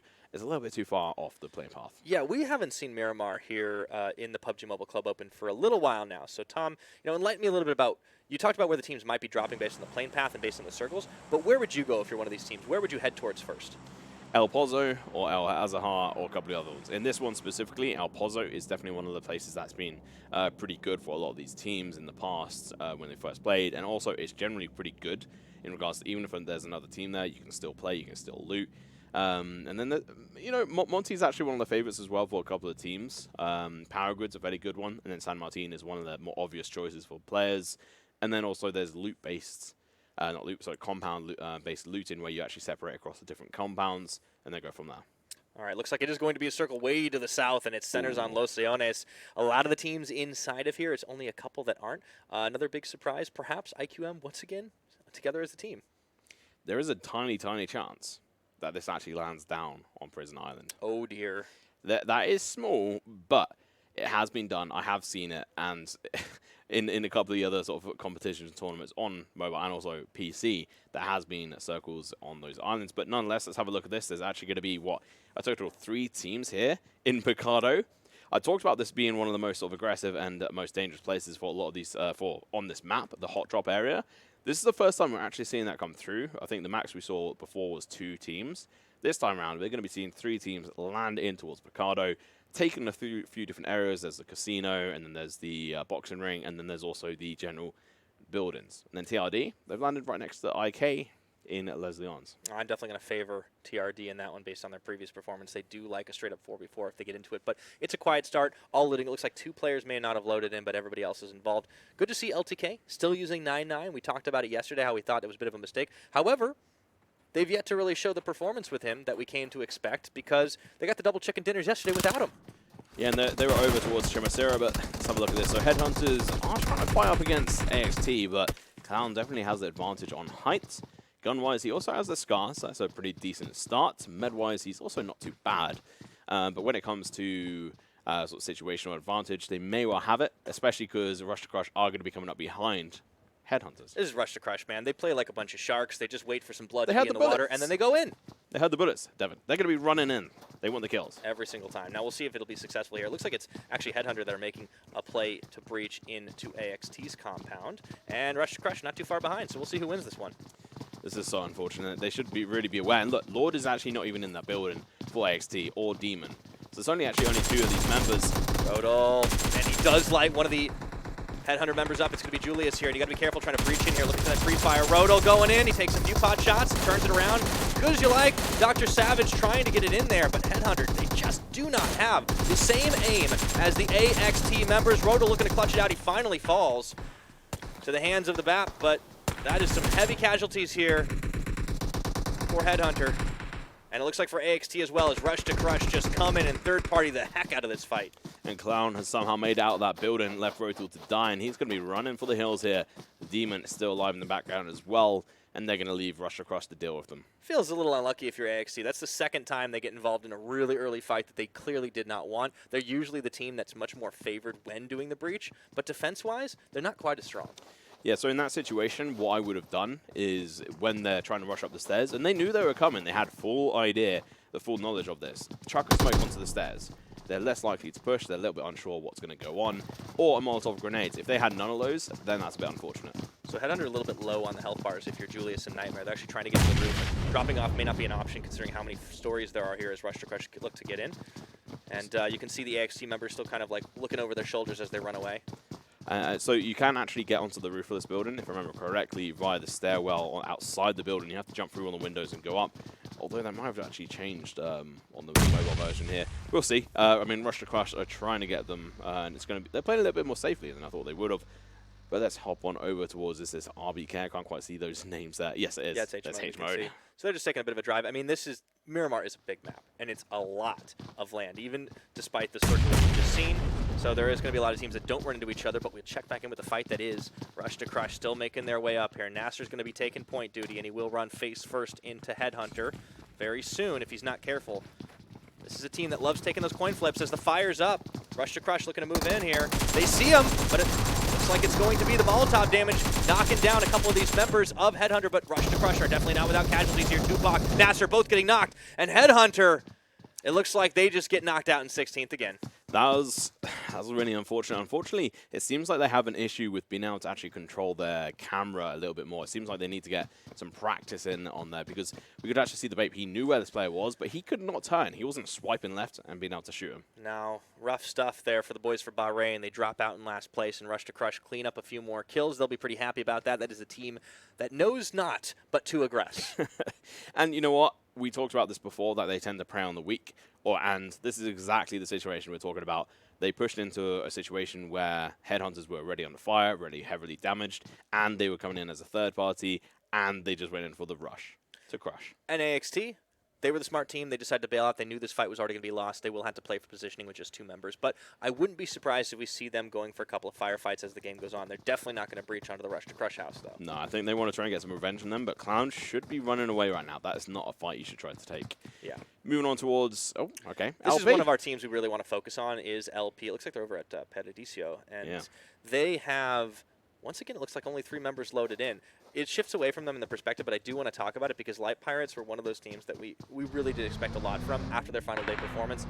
Unlike 46 Loot, they didn't quite deliver, so there's still some time, but I want to see what they do this time around on Miramar. Yeah, hopefully they're not just going to dance around, because although that's really amusing, I do actually want to see them perform, because they've shown they can perform. It was a bit like a tease. They came in, they performed, and now they're a little bit, okay, nothing happened on the first day. Are they going to be able to actually do anything today? That's going to be the real question. They're going to have the opportunity to be able to loot up here. They're not too far away from the circle, so they should be able to rotate easily. Meanwhile, yeah, I think LPI did show their potential, but we'll see if they can do it more. Yeah, let's talk about some of these other teams, though, because Arab Madness, we see IK on the other side. We see KA as well. They're kind of just in a lot of different spots right now, just going for the loot up. It's going to be a slow start. yeah, I mean, KA, we didn't actually see too much success from them. We actually saw them dying to Kurd Squad, which is a little bit unfortunate because we've not really seen too much from KA. I think we've seen a couple of moments where they've played decently, but otherwise not so great. But I do want to try and concentrate on this fight because IK have an opportunity here to survive and maybe even get a couple of kills onto AM. But AM have got the, I would say, a positional advantage in regards to, in the back there, you can see a couple of members in this high-rise building having an angle on top of this building. In the meanwhile, a couple of the other guys sort of sitting around on the lower levels whilst IK are just in that one building. Yeah, that's going to be interesting. IK tend to group quite a bit, actually, and sometimes is to their detriment. That's a team that I think it's kind of hard to know what we make of them, to be honest, because sometimes they have good performances, sometimes they kind of fall flat on their face. But they did qualify into the top, 24 teams here, so they definitely aren't without some of their own strengths. But let's talk more about the crowd favorites here, because Kurd Squad, they've managed to find IQM here on a rotation, and they are all on their feet, but they are grabbing headshots. It's Purge who gets knocked first. Ebo, the ace, the clutch. It's going to be even more here as Tomb gets dropped down. Ebo, unfortunately, fighting inside the blue. So they've managed to get the kills onto those IQM members, and the circle shifts down. Ooh. That's a hard shift. That is what we call, like, that's literally the definition of a It's hard out shift. of there, man. Like, Los Leones is not even safe anymore. If you have a look at the blue to the white line, it is touching. That is the hardest shift you can get in this game. So really well played. Not really well played, what I'm talking about. Really interesting. Really well circle. played, RNG. So that's actually going to be a really well and interesting play coming out from RNG, but now it's going to be down to Executor coming under fire from that of Demon and Clown. AM. AM are having a field day right now. That's B52 dropping bomb after bomb, it looks like. Executor just can't get a luck today. No, they can't, unfortunately. They're not eliminated just yet, but it looks like it might as well be all over but the crying. It's a rough round for AXT for sure when they just get jumped on by these other teams. Now, B52 is going to put a bandage back on himself, get himself nice and healed up. They're still well within the circle, but they will want to shift west soon. Yeah, and so Clown has actually got the opportunity here to be able to run away, but IK might pose a threat against him being able to do exactly that.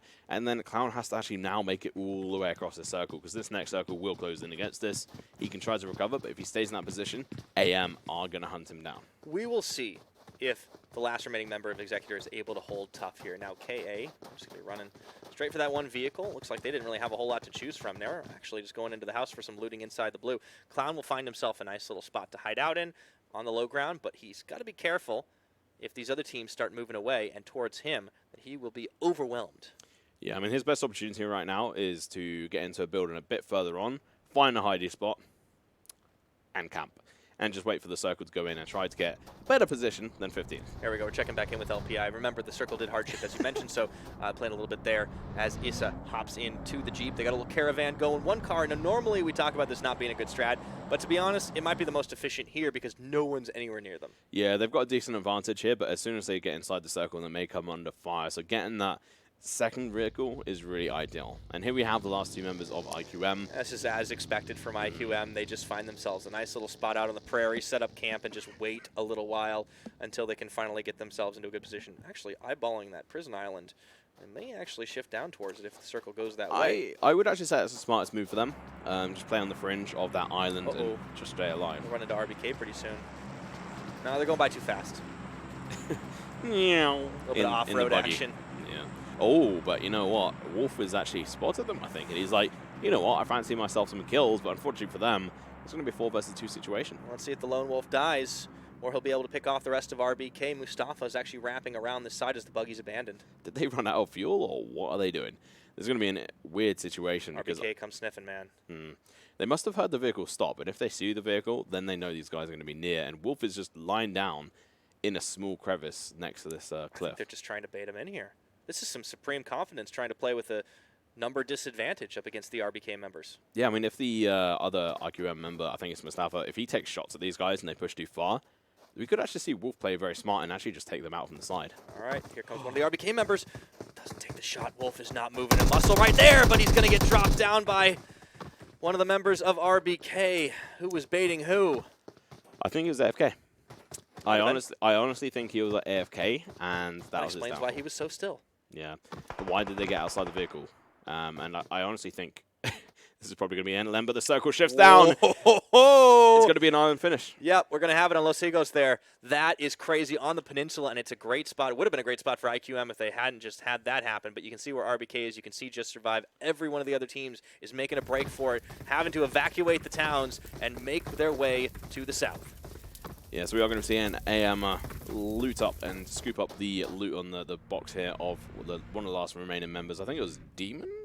Looked like yeah. Yeah, it was Demon. It was Demon because he's still alive. Yeah, Clown is still alive. IK are going to lose a member to Rush to Crush at the moment. TRD are going to try and rotate. And it's going to be very hard because there's going to be very little land here. There's a lot of water, very little land, and very little cover. 3 different vehicles here. That's what I love to see. Yeah, they're getting themselves split across all the ways. Only 2 in one of those cars and then 1 apiece. Kurd Squad there, they're going to be making it happen. And the Light Pirates are going swimming. Smart choice. Yeah, they do this too. We often have talked about how they like sitting in a house and dancing, but they're definitely not opposed to taking a dip as they can move across to the island. So this is a really interesting circle finish. We do actually have an opposition. I think it was S&T who are swimming under the bridge. Yeah, and that's one of the teams we wanted to see since they kind of got wiped out in 7th place last time on Vikendi after having a pretty solid performance, just couldn't watch their 6s. And here's the rest of our teams checking in. JS, IK, everybody's coming. Looks like there's a big concert out on that island. Everybody wants to make it to the show. Maybe it's Fire Island. You never know. Yeah, well, hopefully it'll end a little happier than that. Oh, for some of these teams, certainly going to be the case as Ates is finding the IK members out. Nice little snake in the grass move as he pops back up and finds the shots. This is great play out of the Just Survive squad. I don't think he's going to attest to getting those kills, so fair play to him. And he has actually been one of the members from JS that I've been wanting to watch. Hello. Yeah, AM just kind of cruising on through there right now. Well, that puts the Madness in the Arab Madness squad, and they managed to make it through. JS couldn't quite polish them off, as even the Rush to Crush boys are coming over the mountains. And so they do actually manage to make it into a building. This is only one half of AM. I'm not quite sure where the other members are. but it's going to be an interesting one here. And look at this. So we're actually going to have 963 who've crossed over the bridge already. Yeah, they're looking for the bridge guard right now, but 963, they need to work on the aim. We need to see this team start to pick up a couple more frags as we see these teams really getting up in each other's faces right now. LTK's members getting dropped by Ebo. An explosion comes out, and he manages to take down 2. That's going to be it for LTK. They're out in 15th. Ouch. So 14 teams left alive right now. The first team was HeadHunterrs that went out in 16th place, followed up by 15th, which was those guys. It's a little bit unfortunate that they died so easily, but nonetheless, moving onwards. Tess looking to breach upstairs. Here's Butcher. They had to know that they made it into this house right now, so it's not a safe position to hold. Make sure you close the doors. Ooh. Oh, boy. That's everybody from AM. Get some nades in there, is it? Looks like at least 3. No. So they're actually top left. Okay, they're just overlooking. Yeah. So there is backup here for JS, a test, but I think they're only down to, yeah, they've got 2 members standing, one's going to be Nox. There we go. Mehmet getting dropped down to his knees as they tried to go for the breach here. Tess is going to hopefully try to get his teammate back up, and Butcher still covering the way. Molotov is knocked. This could be dangerous for AM. Will they halt a ceasefire for just a second? No, it doesn't look like it's going to be the case. The pre-fire, and Butcher coming out with the shots. Stop shooting, Butcher. He's your teammate. Yeah, friendly fire's off, man. That's not going to do anything. You can shoot as much as you want. You can't kill them. But let's see if it's a bridge party. What's happening here? 963 died? 4-6 Luke going to be holding up here. Yeah, 963, they just got completely taken over. So, you know, my math might be a little bit screwy, but apparently 46 greater than 963, and they just get wiped out in 13th. And yeah, so we're actually down to 12 teams left alive. And obviously JS went out a little bit earlier on as well. So we're going to be seeing this fight on the bridge. And meanwhile, teams are going to have to rotate on over. And there's still a couple of members of AM still alive. Yeah, it's going to be B52.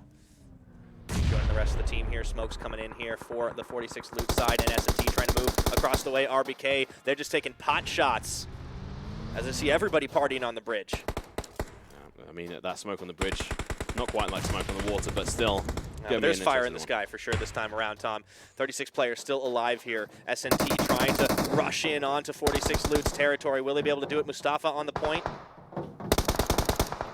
I don't know if they're going to be able to make it through this one. It's going to be very hard for them to cross this bridge, and they're going to be pushed from behind, potentially. Although it does look like most of the teams have opted in for the water. I want to see where LPI are, because they were swimming across earlier behind SNT. Here comes Rush to Crush, man. Now you know the party started at this point. They got to be careful, though. They're getting dropped out of the car. It's going to be Tupac originally, and Damu, both of them down by the AM members. Molotov just lighting them up here. B52 should be the answer to being able to wipe out the rest of the team members, but 3 of them down here, that's going to be an easy kill for them. Man, great plays by AM. Yeah.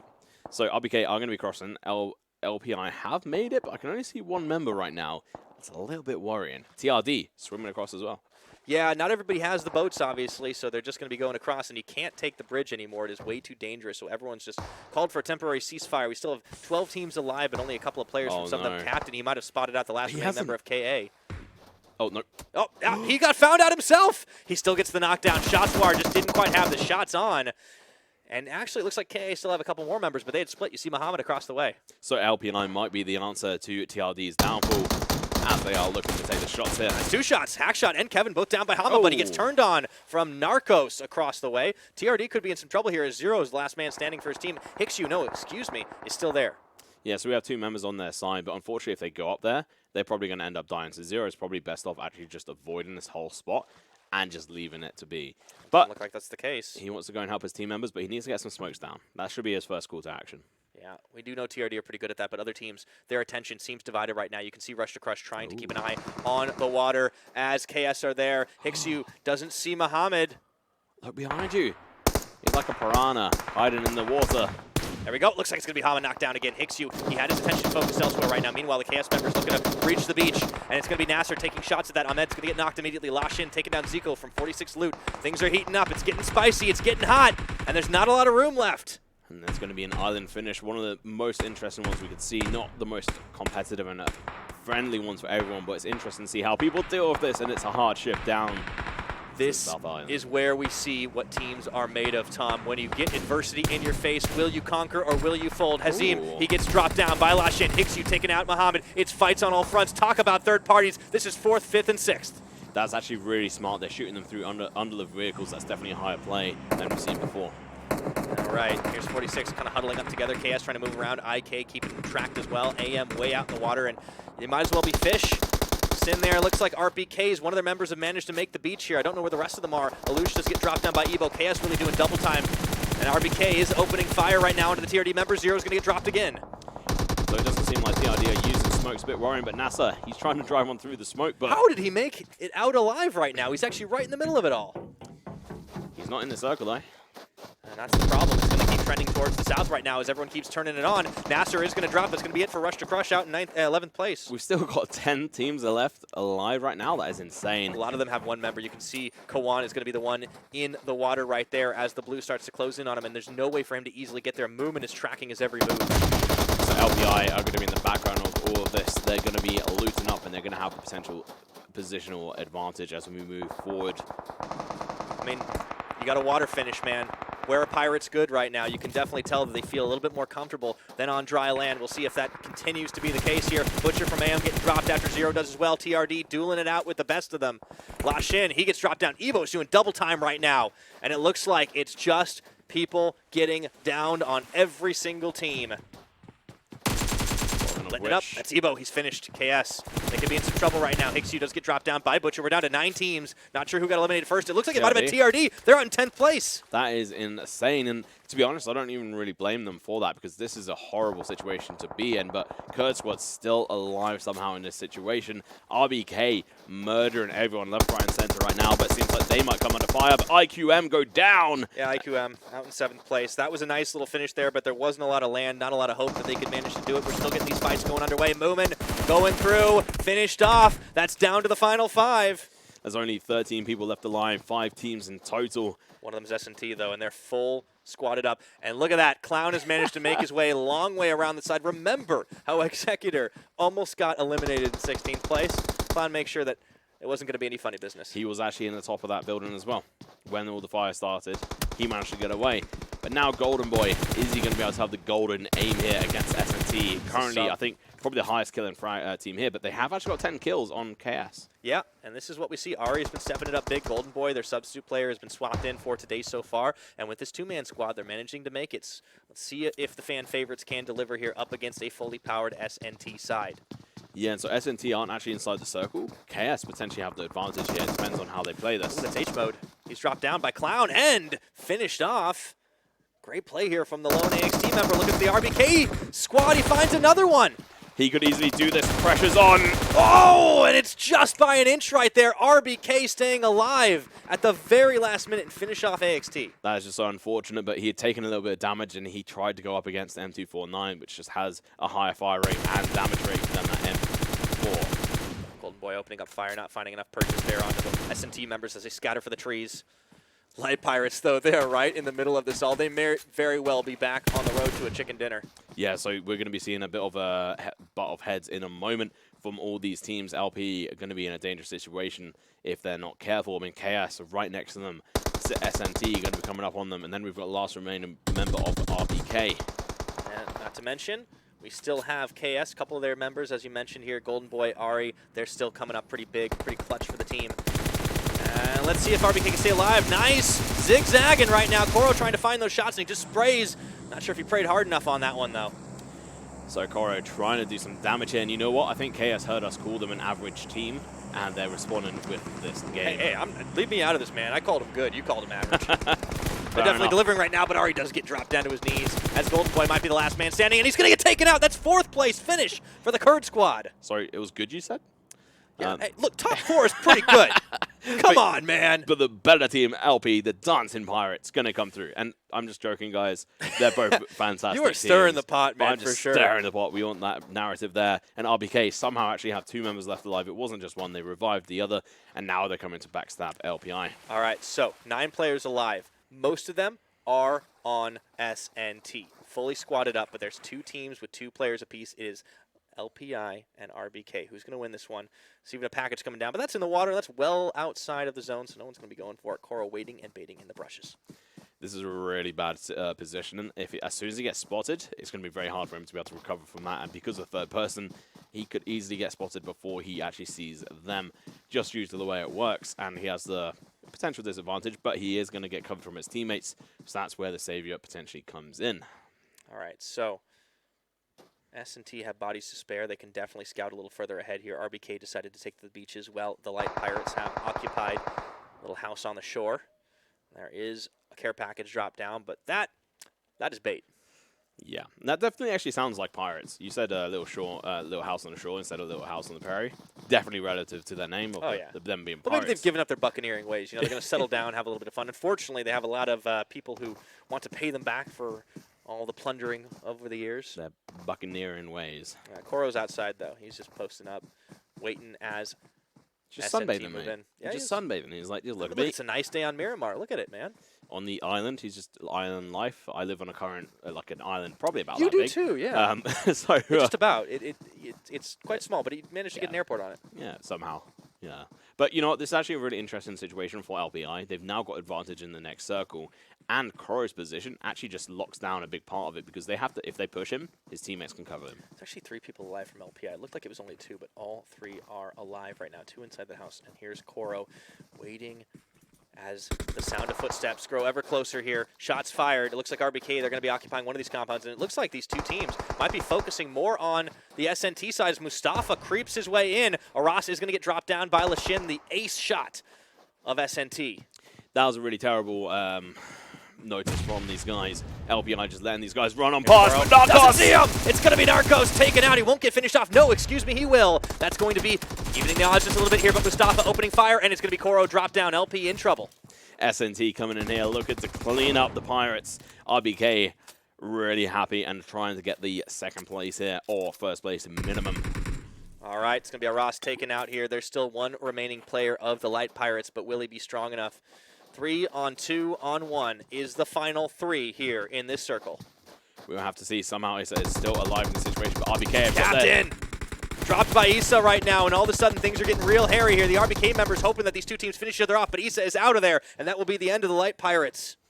So close, but yet so far. Now RBK looking to try and clutch this out, and they've got circle advantage as well, so we could actually see this easily go to their slide. And now SNT trying to recover from the situation. They can do it, but the circle is not on their favor, and now we're going to be seeing a split perspective between these 2 RBK players. 2v3. We've definitely seen greater odds be overcome here, but will RBK be able to do it, or will SNT climb it back in to the top spot with a chicken dinner finish? You'd hope so. You'd hope they'd be able to actually finish this out. They've got a fantastic performance on the way, but you know RBK has got that God Gun. He has got the M249. He's got fully clean level 3 gear and full health as well.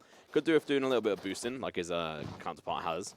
But we'll see what ends up happening here. You always want to get kitted out before you go in for the final boss fight, and S&T certainly have earned that moniker here on Miramar. A little bit of fire thrown down early on, and speaking of fire, some pre-fire from the RBK members as they go off for a split. S&T decided to group a little bit further there. You can see one of their members still is not the healthiest, and that's half the health bar gone as he gets behind the crate. He has actually been spotted, so he's going to use a first aid kit to heal up a little bit there, but then he needs to act a little bit faster. Going to make a run behind the crate. Behind the loot crate, I should say. And this time he might be able to get something out of it. Looks like it's already been. He's got no he's got no stims, so he's not going to be able to heal up. His teammate has got a little bit, but the Molotov. There we go. Just a little bit of a chuck out there, and it looks like they're going to have to move. Things are getting real hot. But S&T just move off to the side. That was so close. If he just thrown it an inch further forward, that would have worked perfectly. That nade was a little bit too far, but I might be wrong. He's got a few to spare. Nah, those are crazy nades. I mean, look at how low Mustafa is right now. They could easily get it down in this one. And Captain, not too far away. Looks like they're going to be running. No gunning just yet. Man, this is a tense one. We usually don't see it get this close, and RBK, one of the members going to get dropped, eliminated now. It's going to be a 1v2 as he turns around the side, getting the 1. It's a 1v1 situation. Who's going to take the win? And it looks like it's going to RBK! What an insane play coming out, and it's that M249 once again. He had 87 bullets of hell, and he rained them down on SNT, picking them up the last couple of kills, taking them to an insane 9 kills. They loaded in with 3 members.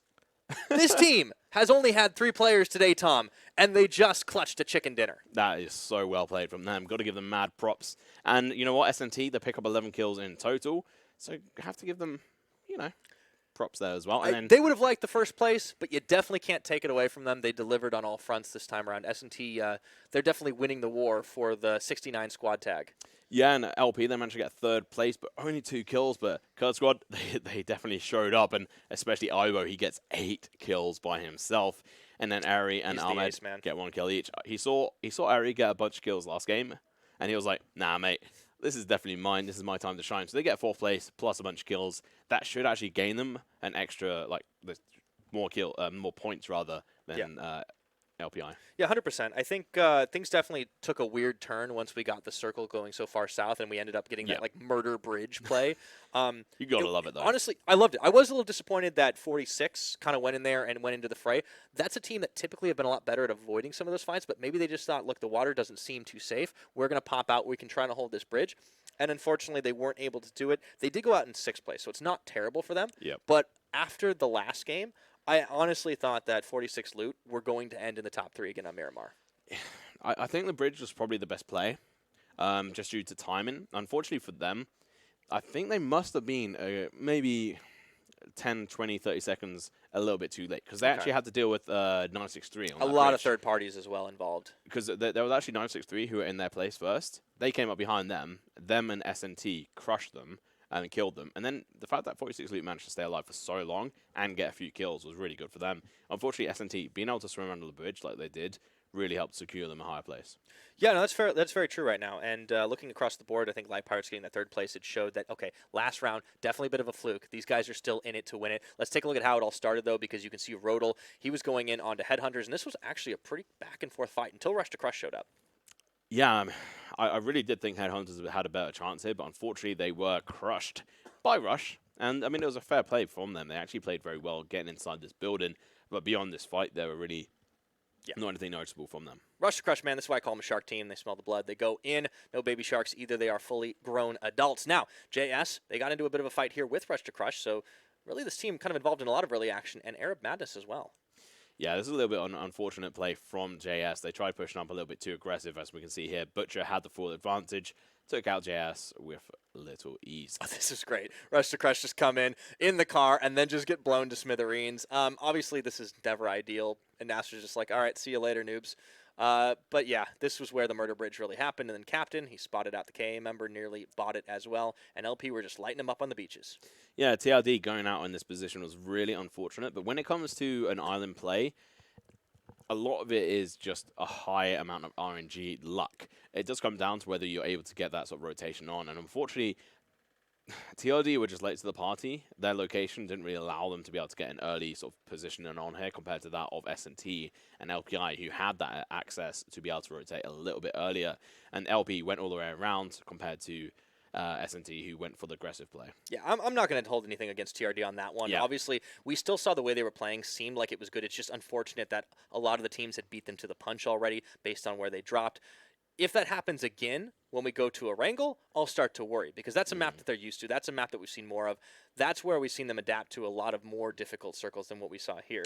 So for now, jury's still going to be out. They still got the chicken dinner. That's still a lot more points than they picked up yesterday. Now we will see. Here's where it came down, just the final 2 teams. And man, RBK holding the line. Oh. You talked about it. He was kitted up, but he was in it to win it. And we will take a look at SNT versus Kurd Squad. These were the number 2 and number 4 teams in Look at the damage. That 2.3k is really good coming out from SNT. 1.4k from KS, not too bad, but does go to show that they didn't manage to do as much damage. But for the kills they got, 1.4k yeah, the does kills make are all sense. that counts, right? Like, at the end of the day, you get a point for those, and of course, the placement points. The knocks, the damage doesn't quite give it to you. Let's compare Lashin and Ebo, though. Ooh. This is not a fair fight. Ebo is the standout performer on the Kurd Squad. I mean, look at the distance, actually. So this kind of just goes to show that S&T did have further to travel, but they did it a little bit earlier, and they made it work to their advantage. But kills, it's not comparable. Moving onwards, let's have a look. Mustafa versus Ahmed. 2-1, not too bad. Damage, on the other hand, is pretty much like way over double. Mustafa was getting for a lot of Mustafa. knocks. He just didn't get as many kills as he would have hoped for, and you can tell the difference in the distance. But that, again, is because of how much longer that S&T actually lived over the course of this match. Then you see Captain compared to Kraken. Kraken actually didn't load in on this one, so we've talked about him a little bit, but he wasn't even in that one for sure. It's Narcos versus Ari that we want to compare to. Narcos had a great game. Yeah, I mean, getting those 4 kills is definitely going to do him justice. And he's a player that we have seen continually perform very well. Unfortunately, he did die a little bit earlier on because there was actually this snake in the grass or bush, which was Koro, who managed to take him down. But nonetheless, really good performance from both those teams. And it was really nice to see them compared to each other because they are on the same level, I'd have to say, with Kurd Squad. Actually, Overall, for sure. Surprising me coming into this because S&T You know what? Actually, they were performing a lot better than Kurd Squad before this match, but Kurd Squad came in, surprised me happily, and although I did sort of make a meme with the fact that they were actually just an average team, I'm just trying to hype you guys up and, you know, poke the bear a little bit. I think consider the bear very poked, man. Kurd Squad, you know, I keep talking about how they are the fan favorites, but they've definitely delivered. They were the 9th place team overall in the standings. They weren't actually the top team representing Iraq because that is the Light Pirates, but even though they got outlasted this time around, I think they were definitely one of the more flashy teams. And this is what we'd like to see out of them. Ebo's a great player. He's obviously not the only one. Ari coming in. I liked Golden Boy in the lineup this time around. That was a big thing. And, of course, if you're wondering where Golden Boy was, you can, of course, check out all of the roster information over at our website. It is clubopen.pubgmobile.com to see the full rosters, the full standings, up to date, as well as all the info on the teams around the world. It's honestly like the website is built very well, and it's easy to be able to track all the data. And for me as a caster, it's really useful. We use it for prep. Yeah, I mean, as an observer, if you want to watch, you can not only look at the website, you can also look at the YouTube. Yeah, that is, in fact, down at the bottom of the screen is youtube.com/PUBGMobile Esports. You can, of course, hit that subscription button and ding dong, that notification bell, so you don't miss a minute of the action here at the PUBG Mobile Club Open. Looking forward to seeing how these teams do deliver on Erangel, but we got to go to a short break to cool it off. When we come back, more of the PUBG Mobile Club Open. Don't go anywhere. Zombie, Darkest Night, the newest mode in the zombie universe, is here. This time, the rules are different. No more parachuting, as players will be placed at random locations on the map when the match begins, and there is no single winner. Players must work with their teammates to spend one long night in the match and stay alive until the sun comes up. Waves and waves of zombies will spawn during each of the 3 foggy periods at night, and supplies should only be scavenged when the fog fades. The main objective is not to defeat other players, though this doesn't mean they are harmless. Players may need to work with other teams when necessary, but should also watch their backs in case the Fragile Alliance goes south. This will be a unique experience for every player involved. This new mode also comes with a passive skill for every player. Understanding these skills will be the key to staying alive in this long night. Can you ride out the night?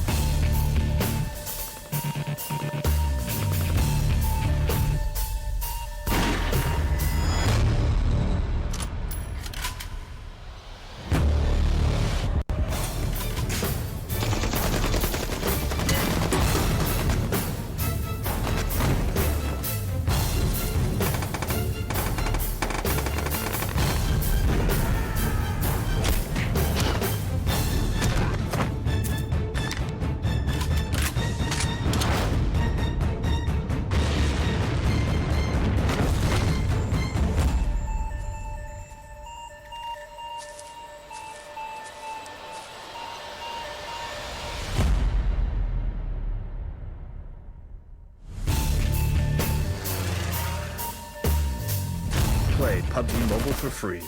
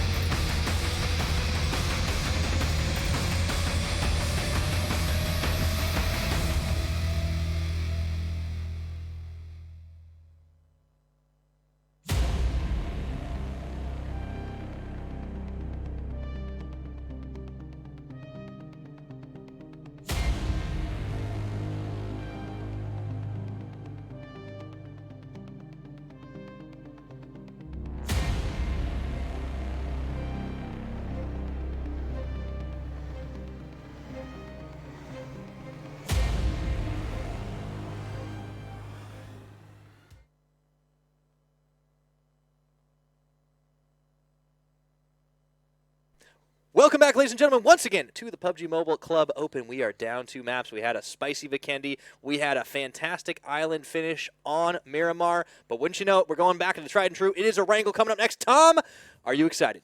I definitely am. Devin, I am looking forward to this next game. Erangel, we finally get back onto it, TRD's home ground, and potentially savior, especially after that last game. They need to definitely step it up. I mentioned I'm going to give them a little bit of a pass for that one just because of where the circle landed, but we can't afford to see, or TRD cannot afford to drop any further below because this is a far cry from their group stage performance where they were nigh untouchable. Dueling it out with 46 loot on the first map, I really love to see that. I want to see more of it on Erangel. I want to see them winning 4v4s and avoiding third parties, getting into the final zones like we know they can.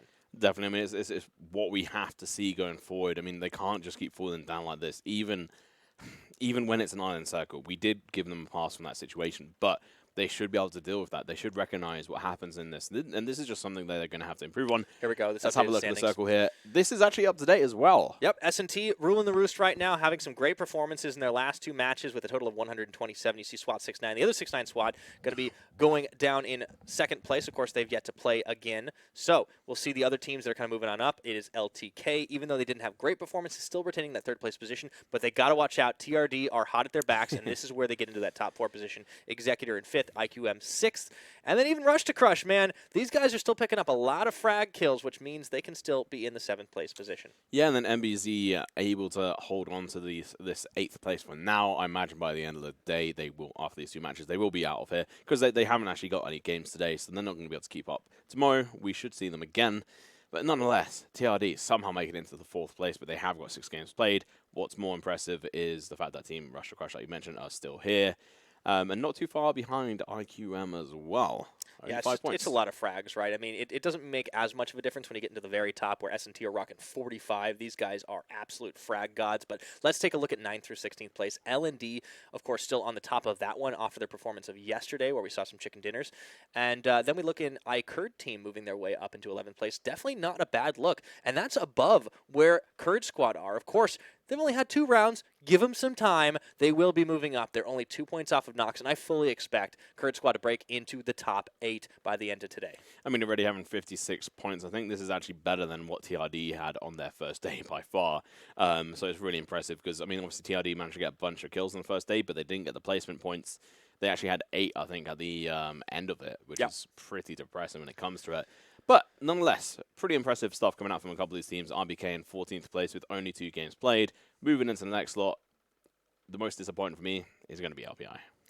I think that's fair. We're definitely seeing kind of a little bit of mix and match around here for the last remaining players. And obviously like K Squad, for instance, only getting 5 points in total just off of placement, no frags. These guys have just been picked off time and again. Yep. You can say the same for 963. It's slightly better on the placement performance. Honestly, that last game was probably their best one. There's still time, but these are the teams that are going to be on the new bubble. Remember, after this, only the top 16 teams will survive and move in to the regional finals. Top 16 in the Middle East means that you'll be able to fight it out for that chance at that 1 spot in the global finals, and of course, a chance at that $2.5 million prize pool. But we are onto Erangel, and the planes coming in from the south all the way over Georgia Pool to the northwest. And this is actually a plane we haven't seen before because it's coming over the top of Military Island, going all the way up towards the northeastern side? No, western side. What am I talking about? Gotta mix your compass, man. Yeah, gotta get one like drawn onto my hand or something. I don't recommend it. But they also have the opportunity to be able to drop down into Pachinki and also go a bit further, maybe over towards Yaz, Nea. But we are going to be seeing 3 different teams drop over towards Novi. Things are going to get spicy. Yeah, I think so. We normally see 1 or 2 teams. It's usually a bit of a gentleman's agreement. One takes Novo, one takes Sosnovka. I don't know about this one right now. It's Rush to Crush, it's JS, and there's a third I can't quite see under there. AXT are dropping Fairy Pier. We've seen them do this before. This is actually one of their favorite spots, I think. Yeah, I mean, they have done pretty well in this position, so it'll be interesting to see who does dominate here. Meanwhile, it's going to be Executors heading over towards, that's Primorsk. TRD still in the plane. Looks like they have actually just jumped, and they're heading over towards Ruins, which is not the best of places. Yeah, ideally, they won't stay there, and they drop over towards probably actually cubed and go over towards Severny or over towards Yasnaya. I wonder if anyone's going to run for it for sure. We see a couple of Pachinki-bound teams, but I don't know if they'll stay there for long, and that is a very northern-based circle. So those teams that dropped Military Island, not going to be too happy about that. And that's actually KS. Kurd Squad down in Novo joining those two other teams. So I think JS have spotted out what's happening, and they're going to be looting up the compounds outside of it, leaving these two teams fighting. Look at Georgia Pool, man. North and South, there's going to be a lot of teams involved there and even making their way up into shooting range. We'll check back in with it in a minute. Honestly, the ones we want to keep our eyes on, once again, LPI, the Dancing Pirates, we've seen them do so well on this map, especially in regards to not finding the engages early, because it's a big map. You can avoid fights. Yeah, and I mean, they did that last time as well in the last game on Miramar. They managed to get across, and they got their survival points and only 2 kills, which is a little bit lackluster. And those were actually the only kills across the whole of today. They've, across the 2 games, only got 2 kills. But moving in, we are going to be seeing a bit of a firefight coming out from Kurd Squad and R2C. Another team we want to watch, of course. Yeah, and I think we'll probably see a bit of a firefight coming out from them. And I just want to mention, I mean, this crate area is really dangerous to play. Ideally, these guys just loot up, avoid each other, and run away. Yeah, I mean, we saw even in their prime, like, TRD had a lot of trouble on some crates. Now, that was, of course, on Georgia Pool, not so much on the Military Island, so we'll see what happens here. And speaking of teams that like to find isolated, nice, safe spots, it is going to be HeadHunterr, and they'll be much happier with the turn of events here on Erangel. Yeah, it seems like they're not going to get challenged. I do want to check where TRD are at, because they did land over towards this side. Hopefully they have been listening to what I've been preaching over and over again. Get a vehicle and rotate. You don't have to loot wherever you land. That's actually not the ideal. You want to pick up a vehicle and get away from that plane path. If you get away, it means you can actually have a chance to survive a bit longer and then get the kills. Even if you're a frag-heavy team, you don't want to go out in 16th like we've seen a couple of teams do. Yeah, not so much, and I think HeadHunterr is definitely mindful of that themselves, but they found a nice safe spot, so they will likely not be going out the last place again. And look at RBK. I think they might have only loaded in with 3 members again. I think so, yeah. It looks like, while they do have a nice safe spot here on Rostock, it's a little unfortunate that they have been down a man today. That makes that last chicken dinner even more impressive, though, for the RBK side. And we've seen them work some magic on Erangel, and this is what you like to see, Tom. Yeah, so TRD have actually done exactly what I'm talking about. And this is the first time, I think, or maybe one of the first times we've actually seen the teams pick up the vehicles and then rotate and then loot. This is ideal. It means that they're a lot safer and they can loot. But you know what? Who isn't safe? Golden Boy. Unfortunately, Rush to Crush trying to turn the magic on. Yeah, KS could be in a little bit of trouble here, and they've kind of got a tough team to face down in these crates, so we could see the crowd favorites going out early here as NASA firing into Ahmed. Rest of Rush to Crush moving in. Tupac on the backside. Ari! He's so low, he gets dropped down. Man, this is a tough start. I mean, it's 2 members standing, but Ivo might be able to turn his gun on. Yeah, he's going to be able to find it, but Tupac turns around on Ivo as well, and this is just an absolute mess of a fight here for both sides, but Rush to Crush looking a little bit better. They've got 2 members standing, 1 reviving as well. LPI. I was wondering with the team that was facing off against TRD, this is not going to be favoring the Light Pirates very much. Yeah, it's going to be interesting to see who can actually turn this in their favor. LP are actually the team that usually play in towards Severny, so they're probably feeling a little bit challenged and a little bit annoyed by TRD showing up in their territory, but they've got to fight to win it. Ari's eliminated. I think Rush to Crush realized they've got the chance to take the fight here. Nasser a little bit low. He's going to move around. Golden Boy drop down. It's just going to be on to Ahmed, and that is going to be it. Kurd Squad eliminated in 16th place. It's disaster for the hometown heroes. From the 4th place all the way down to the 16th place. That is not so good. Not what we want to be seeing from them, but nonetheless, we will be moving on to TRD, who will hopefully be performing better, but LPI definitely they actually need to perform better than TRD at this point. That's a tough order for sure. We'll see if they do it or if maybe they can cover their escape, but you can look at Zero sniffing around the left side there, the flank, and if anybody tries to move, he could light them up. A couple of other teams really finding their way over to Pachinki. It's Arab Madness, it's 963, but this is a big town for the time being, so nobody needs to take on any unnecessary hostilities. This is the fight that we're going to see end first. Yeah, and I mean, Severny's definitely a big town as well, but it does seem like they're going to be going in for the fights a little bit more aggressive than they should, and separately. This town ain't big enough for the 2 of them. Thomas going to get dropped down by Kevin through the window. You see Hixiu taking up arms against Aras. Hama finished off as well, and I think this is just misfortune for the Light Pirates after a great round. Let's see if they can get some things done, though, because Hixiu is getting dropped down, bleeding out, and I don't think TRD expected that. No, so they are going to be able to pick him up. I think one of the LPI members has actually driven away from that situation, which is the smartest choice. If they went out in 15th, I honestly, it would have a hard time for them to recover back into this. Hack shot! Looks like they will be able to find the finishing blow here, and that's the rest of the Light Pirates. As you mentioned, one more left up. No idea where they're at. And Aras. I think they went over towards Stalba, which is an interesting situation for them. But we are actually going to be seeing the first firefight, I think, come out in Pachinki. It's been a bit slow to come to loot, but you know what? It is 963 versus AM. AM are usually a bit more aggressive on here, but I think they took a little bit of a chill pill. 963 took that time to loot up, and we might see that aggression coming through now. Yeah, a little bit more relaxation. Okay, so things have settled down just a little bit. We'll see where everybody rotates now. Checking back in with Executor, we saw them driving away there. They had dropped by Ferry Pier, so they'll be heading up to the north. Pachinki continues to kind of be all quiet for the time being. Honestly, this next circle is probably going to tell quite a lot, Tom. Yeah, and it's going to force a lot of teams closer together, and also I think it's definitely going to be up towards that northern side where we're going to be seeing most of the teams having to rotate, and we've seen the situations like this before where the water really causes issues for teams. And so what's actually quite interesting is JS are looking to camp up here and wait for like sort of a rush to cross over and fall into the honey trap. Yeah, that might be a little bit rough for whoever makes it through there. Rush to crush. We'll have to turn north sooner or later. It looks like there is a firefight breaking out on Pachinki here. As Basile is going to get dropped down by Quiet. B52 turns onto Lorans, and this is it. Arab Madness, they're just such a better team at going for the breach, going for the fights, and yet again, we see 963 really unable to do anything. That was one man. B52 just took out 3 people. Yeah, and Aboud's just watching on the other building. He took 20 points of damage. That is impressive. I honestly think 963 should really check their guns because they don't seem to really have a whole lot of accuracy. Maybe they're jamming. Maybe they're firing blanks. Something they should go check with their doctor about. But nonetheless, moving over towards North George, we are going to be seeing IK here trying to take it on and loot up into these apartments to keeping their distance away from Headhunters, which, you know what, I'm happy for. Both those team members, as long as they avoid each other, will be good. But KA, right next to TRD. Yeah, just going to be able to pop away in that boat. Now, this is the last remaining member of 963, so a couple of teams have already been reduced to just one player here. Tupac getting gunned down by the JS members, and this is what you're talking about, that bridge guard. I wish we could switch over to that perspective right now. Here we go. Hey. Rush to crush. They are just caught in the honey trap. However, it looks like Damu is the honey badger because he just do not care.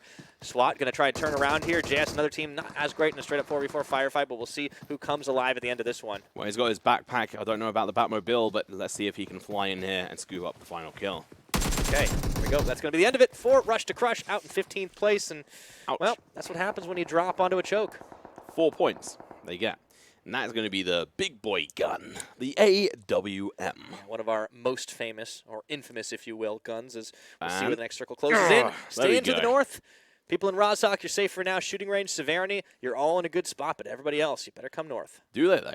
There is actually a small chance, thanks to the way the circle works. It needs a certain amount of land, and there are a couple of points on the southern side. So if the circle decides to shift hard south every single time, we might actually see that happen, and the circle land further south side of that. But otherwise, it'd be interesting to see a Severny end, which is quite a good fun match to watch. It's an urban area. Yeah, we've seen a couple of those for sure. I prefer Pachinki just because it's so big, but no, you're right. Severny's pretty good. Ooh, Aboud getting dropped down finally.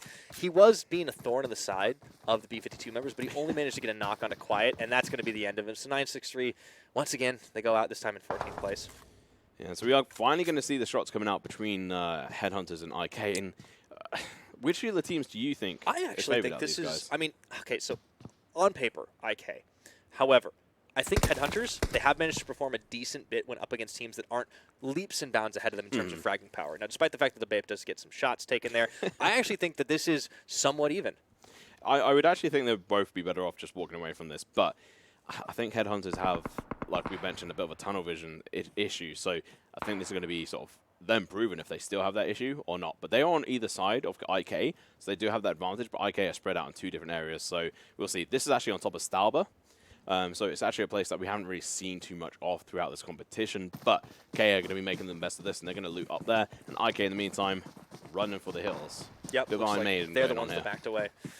So things have settled down just a little bit, and this does kind of seem to be the name of the game here in the Middle Eastern region for the PMCO. We compared some of the different metas, some of the different styles. There's always a couple of firefights, and 3-4 teams get dropped early on in some of these maps because a few teams do actually enjoy those hot drops. And then once the dust has settled, everyone's like, that's fine. We'll just chill till the circle closes down, and then all of a sudden, start flexing those muscles, take the firefights out, and see what you can do. IQM, together once again. Unfortunately, I think that's not a very good idea. We've actually seen the meta of hiding separately work out better for them. And I Yeah, think it's he such a has the weird team. AWM. I wasn't quite sure. I could only see from the They're silhouette. in a good spot, though. They're on school right now. Yeah, I School mean, apartments, rather. yeah, it's a really good spot if it does hard shift over towards that side. But we'll have to see what ends up happening in the next circle. We've still got about a minute or so until the circle's finished closing. I think at JS, the killers of Russia Crush have finally started to make their way into the circle. Yeah, but they were a little bit wounded here. I want to see how many players of them are actually up and available. AXT going to be driving a long way through AM. They just cruise past school.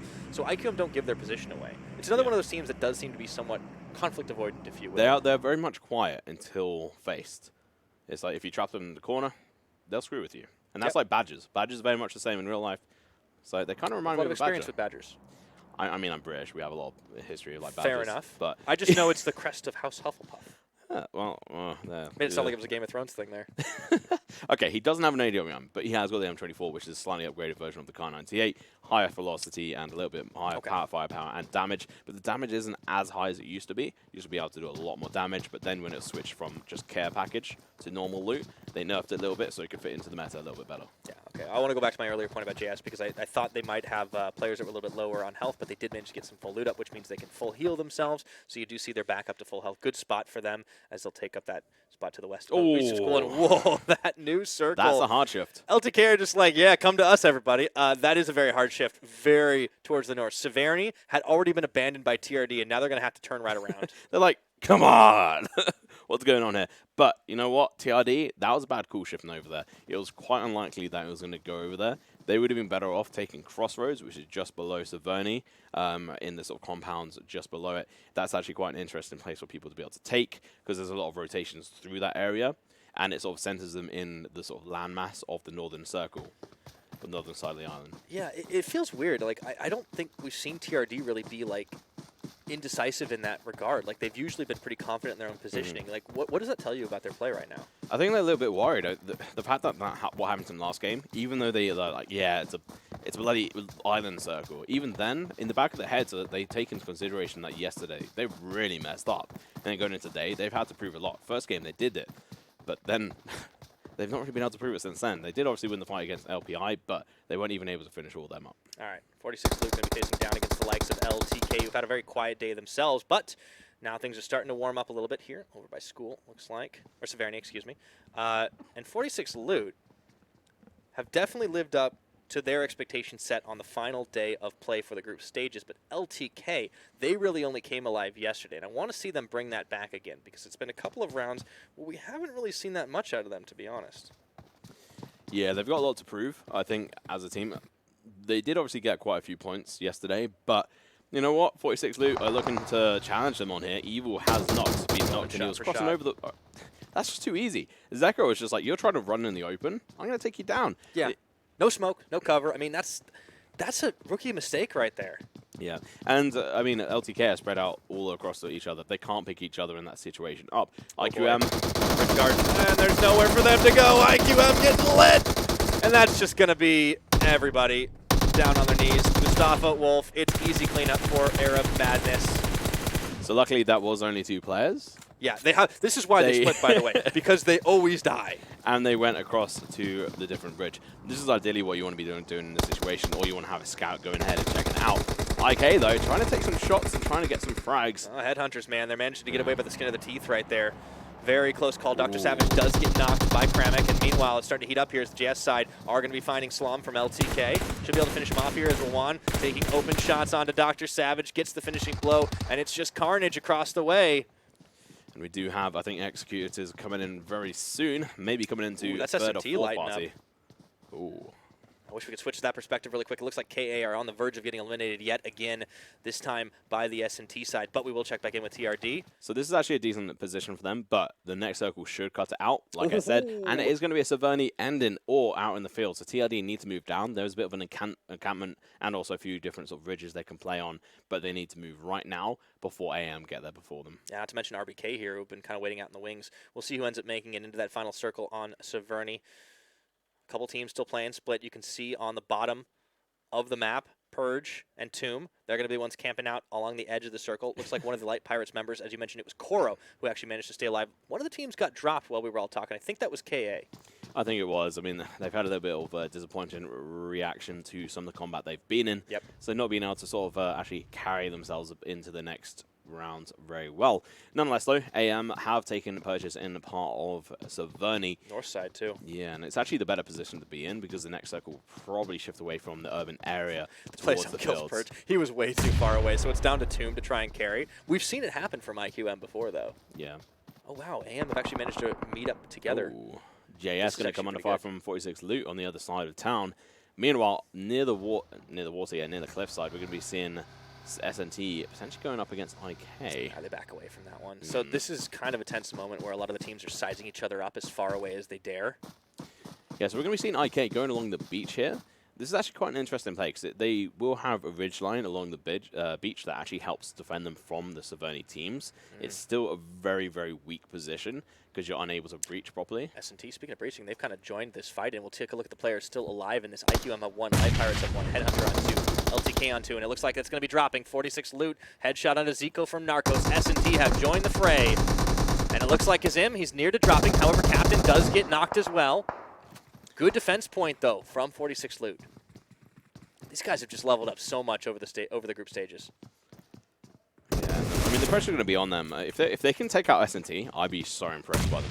That would honestly be a big signal to the rest of the teams not to mess with us right now. However, the breach coming through. Mustafa looking to aim that nade just through the window. It looks like he's able to get it there as Last Shin had already found Moomin. And he should be able to res his teammates up. That's close, though. He can't quite get behind the car.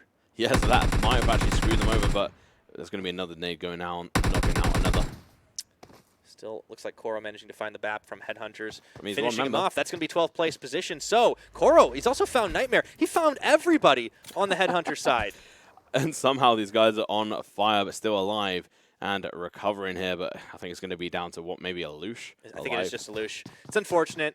I think there was really nowhere for him to go because JS was waiting in the wings on the opposite side. And this is what we mean when we say how dominant S&T are, going in for the plays, making the breaches happen. We're down to 10 teams, just under 30 alive. That's actually really impressive. The fact that they managed to recover from that situation is just a call to arms as to how they actually play so well. I want to see where TRD are because they were starting to rotate and we moved away from the map view, and they're potentially going to follow up towards AM. AM actually went hardcore into the Severny. TRD, I want to see them outside of the town. Yeah, look at the Lush. He's actually moved into the house adjacent right now. Let's see if he can hold on for the rest of his team. And I think TRD are incoming. That's IK off the outside, excuse me. Yeah, although number 14, I don't think that is TRD. I think TRD should be out in the field. Yeah, they are. They are. Oh, if this hard shifts. It should do. This is a huge gambit. Let's see if it pays off. So one of the No, it doesn't. That's unfortunate. Okay, S&T in a pretty good position to try and defend their location as well. Firing down, raining bullets onto the IK members who are just no match for this dominating squad. Even LTK joining in the carnage, and I think this is going to be very shortly IK out in 9th position. They're not dropped just yet, though. Yeah, they still have one member alive. He's actually on the beach. They're going for the water. So they have actually got the water circle here, and this is going to help them. I mean, I talked about the beach having a ridgeline. This is what I'm talking A about. lot of soft cover. Yeah, and I mean, this is actually a big opportunity for them to be able to take the higher position. Because as soon as they go into 80th position, that's where the points really start counting, and they can make purchase of that. Executors still alive. We've not really seen too much action from them, but they are down a member. They got into an early fight, and that's where Demon got dropped. And I think they decided to adopt a much more pacifistic approach, and things have kind of changed a little bit. Here's TRD. We were wondering where they were, and it looks like it's LTK's last member, 9-9. That's caught between a lot of these remaining squads. I mean, he's caught between AM and TRD. Not a good place to be. Fortunately for him, I think the nades are going to be coming. That one missed. Oh. Landed second floor. Oh, man. I think this is the easiest breach of Kevin's life, if he decides to take it. I don't think he does, because he didn't get the knock. He doesn't want to play too dangerously, because he doesn't know how many people are inside that building. That's a fair point. JS managing to stay alive for a little bit longer, and that will be 0 finishing off of LTK, which means they will drop down in the 9th place position. So LTK, we wanted to see more from them. Not quite delivering just yet, but they have had a little bit of a better performance there. JS fired down heavily, rained by everybody, and they can't quite blow the car. That's surprising here. Atez does get dropped. That's one. Hackshot will be able to finish the job. TRD now have to shift on over to Assist Church, trying to get a better position. AM, they're still in this. They make people aware of their presence for sure. 7 kills on this team. They really have stepped it up on Erangel today. This is their time to shine, and Executors in the meantime having to take on IK. On the beachhead, looking for IK, the last two members, Kramek and Kawan, trying to hold tight here, but meanwhile the fight is still happening inside the city of Severny. Circle's going to be closing in, but so are TRD on AM's backside, and AM are going to be crushed between two teams momentarily if JS can recover. Looks like Clown got knocked, so Rodel, as the smokes are down, should look to try and res his team. He was actually just quite low in health, so he's actually still up at this point. So Swap at that point. IK. It's just two fights on H mode, going to get naded there by B52. We didn't even talk about RBK, the winners of the last round. IK going to drown. I think might just drown himself. Yeah, I mean, not give the points to the opposition if you know all is lost. He's managed to take in one more quick breath, but I think that may well be one of his last, and a lot of those stains. He might be close to the edge here, so we'll see. Down again. He's got almost no health, you're right, but he's just laying on the beach. Oh, he's healed back up. Okay.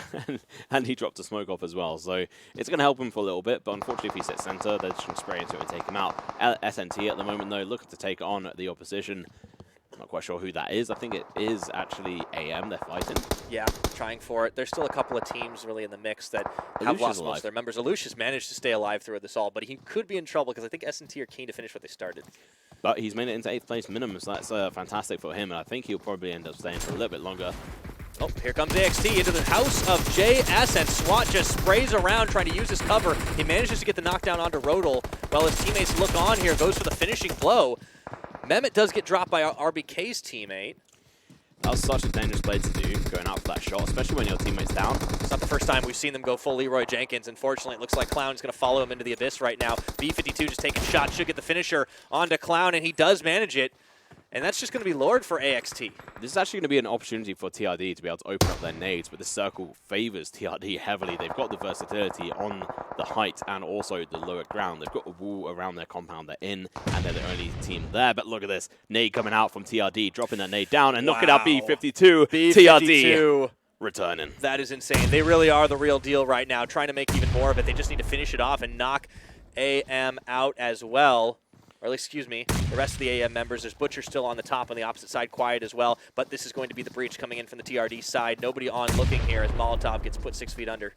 I mean, at this point, AM are down to 2 members, which is still fine. And IK still crawling, and we're actually down to 7 teams. So that was Executors who went out in 8th place. That was an interesting situation there. Lone snake in the grass for IK. It looks like Kevin will take up the spot on the top of this one. TRD moving forward into the remainder of the circle. Teams will need to come to them. I cannot believe Alucia's still alive in all of this. He is just sitting there as quiet as he can. I mean, this is what we want to see from them, even if it is just this consistent play. It's very much mirrored of what LPI would usually play like. As I say that, Captain does find him, and he goes out in 7th place. So 46 Loot doing a good job of being able to survive, but IK going to be able to outlive him. That's Kramek, minimum of 6th place. Good job for IK to really stay alive through some real rough collapses other teams have put on them right now. So let's take stock of who all is left in this. AM still have a handful of members, but they're severely weakened. SNT and TRD are the 2 real threats remaining. JS have a few, RBK have 2, and then there's the 1 IK member still alive. Yes, SNT, if I'm right in saying, should have 4. TRD with the 4 as well, so they're definitely the strongest ones here. JS in a decent position, but they're low on supplies, I think. They're also, I think, outgunned a little bit here, and I don't just mean in technical terms. I just think that JS, when it comes down to these final firefights, they don't have the same power level, so I want to see if they can really level it up. Kramek going for a run here, but unfortunately, he gets spotted out by AM, and that's down to 5. Nice try. I'll give him that. But unfortunately for AM, even though they get that kill, it does gain them in position, but they're now known, and Quiet is going to get knocked by Narcos, and this could be the downfall of AM. Yeah, Kevin has his sights set on the RBK members as well. And to give them another chicken dinner. Unfortunately, he might have done to him what was done to B52 on the rooftop with Molotov, and he might get naded here by RBK. Well, let's see what happens. If the prediction comes true. JS, you know, they have managed to survive quite a long time in this urban area, so I am definitely impressed considering we usually see them knocked in a lot of these fights earlier on. S&T throwing down the smokes, and they're going to go for the breach here with Narcos and Mustafa on the front. You can see Captain wrapping around the right side. So we're going to be seeing TRD versus these guys momentarily. There's actually a package on top of that roof that I don't think anyone will end up getting. That is a very dangerous package. Let's not go for that. No one wants to sign for it. It does give you protection against people, and you can peek through in one direction. Technically, if it's S&T that picks it up, they're probably in the best position to do it because there's no one behind them. But to get inside that building. Oh, that's the nade onto hack shot from Captain. So it was the other nade, the unseen nade, that maybe we should have been more worried about. It was a nade either way. But they are going to be able to pick him up, but they're going to be slightly damaged here. And now S&T's time to shine. If they win this game, they're just securing their position on the leaderboard right now. I think they had, what, 127 points, if I remember correctly. Yeah, they were up there. That was really impressive by them. And then this play as well, they're trying to get another nade in there. Does a bit of damage, but doesn't quite knock someone. They're going to have to move into AM's territory right now. And even though it's a 4v2, defender's advantage should be strong there for AM. I can't believe it right down in one of these final circuits. But this is what happens when you get the urban areas here. RBK not moving from the spot. Kevin trying to flush them out. It's a flashbang. Yeah. He's so confused. He peeks out. He goes back in. He's like, what's going on? I'm completely blind. I can't see anything. I love that. I love the flashbangs. It is a nice little debate. Because you hear the bounce and you're like, oh no. He could have scoped up a little earlier than that, though. He I mean, I'm kind of nitpicking a little bit on Kevin, but I think we could have seen him do that and then just take the few shots when he peeked out. Yeah, I think Hicks or the maybe Zero would have done that. Maybe Hackshot as well, but Kevin definitely seems like the weaker guy out of them as we go further forward. 15 players alive still, representing 5 teams. This is circle shrinks down. This is one of the longest games we've had. And AM actually have 10 kills. That's pretty impressive. I think they're along the same lines as S&T, because I think S&T have quite a few kills. JS should have a fair few as well. TRD, I think, had 6 last time I saw. They might have a couple more on that as well.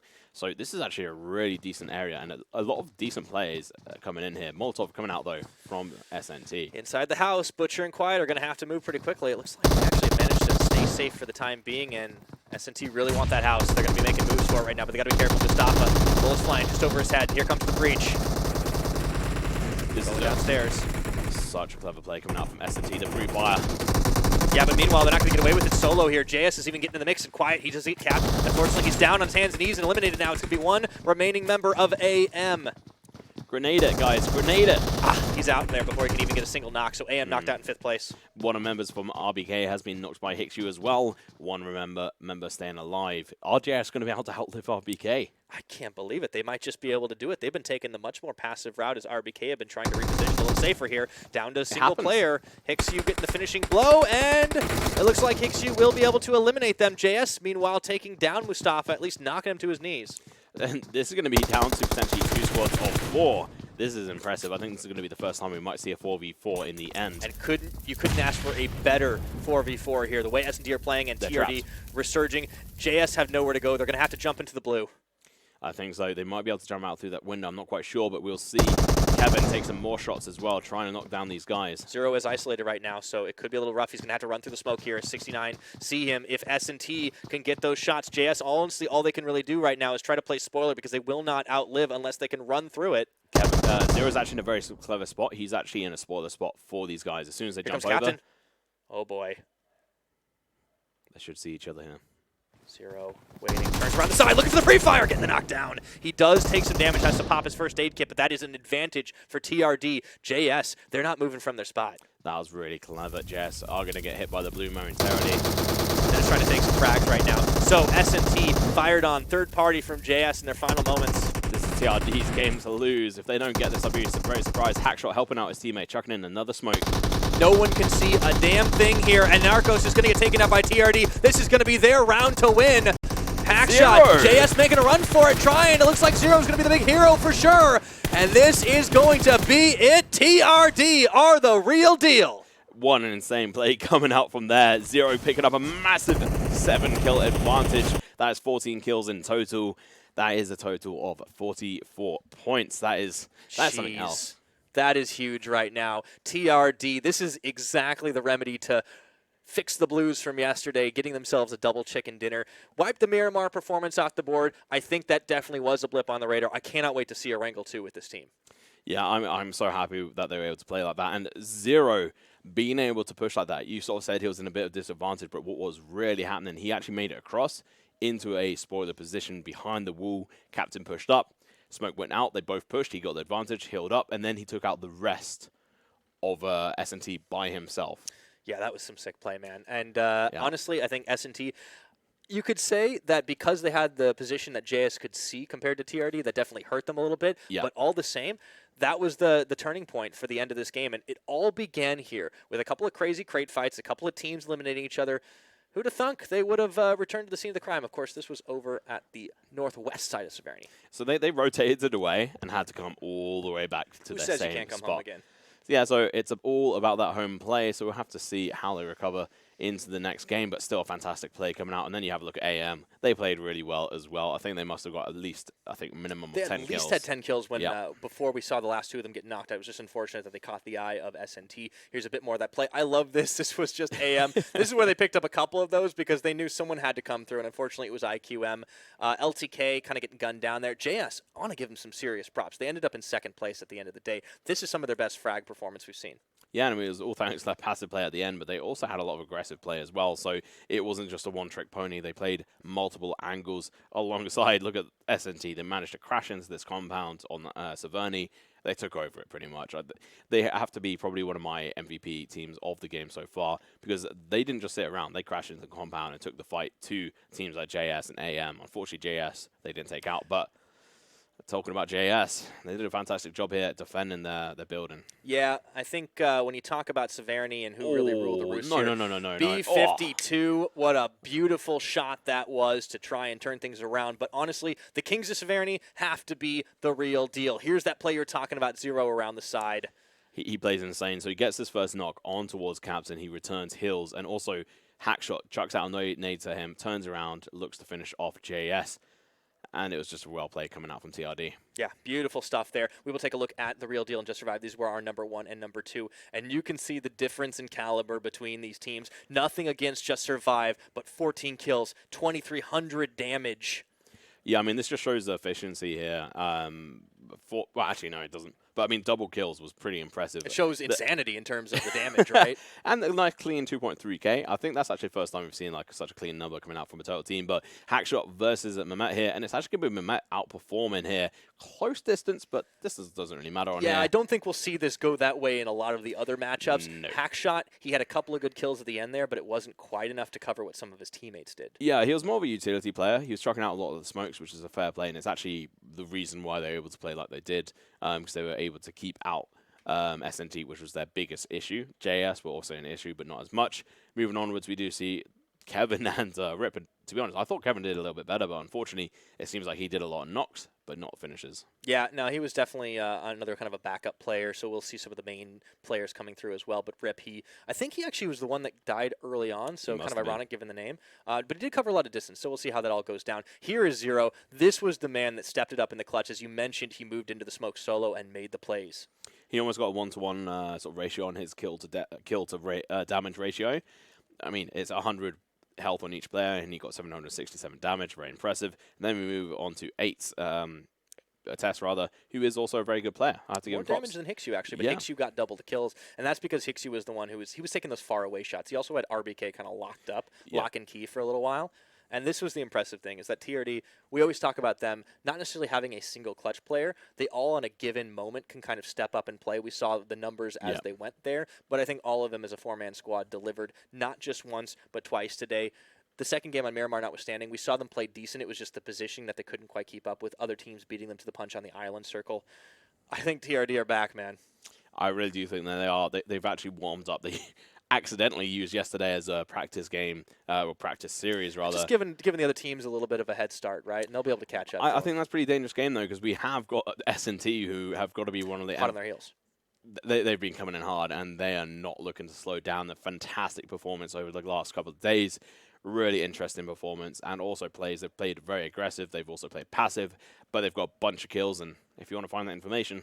Yeah, where all the kills happened, and of course all the standings you can find over at our website at clubopen.pubgmobile.com. Make sure you go over there to find all the info on the teams, and of course all the teams playing in all around the world in the PUBG Mobile Club Open. So not just the ME region, but we've had a whole heaping helping of excitement. Yeah, I mean, there's also obviously the NA region that are playing, and they've got a bunch of highlights, and so have we. Where else can we watch them? Oh, easy peasy. Just go over to youtube.com/PUBGMOBILE Esports. Make sure you smack that subscription button, and ding dong that notification bell. You will not want to miss a minute of the action as it goes, man. And it's been such an absolute pleasure here. We have got one more Erangel map up next, and I have no idea what's going to go down, but I think teams better be watching for TRD, and you guys better be watching too. We'll be right back with more of the PUBG Mobile Club Open.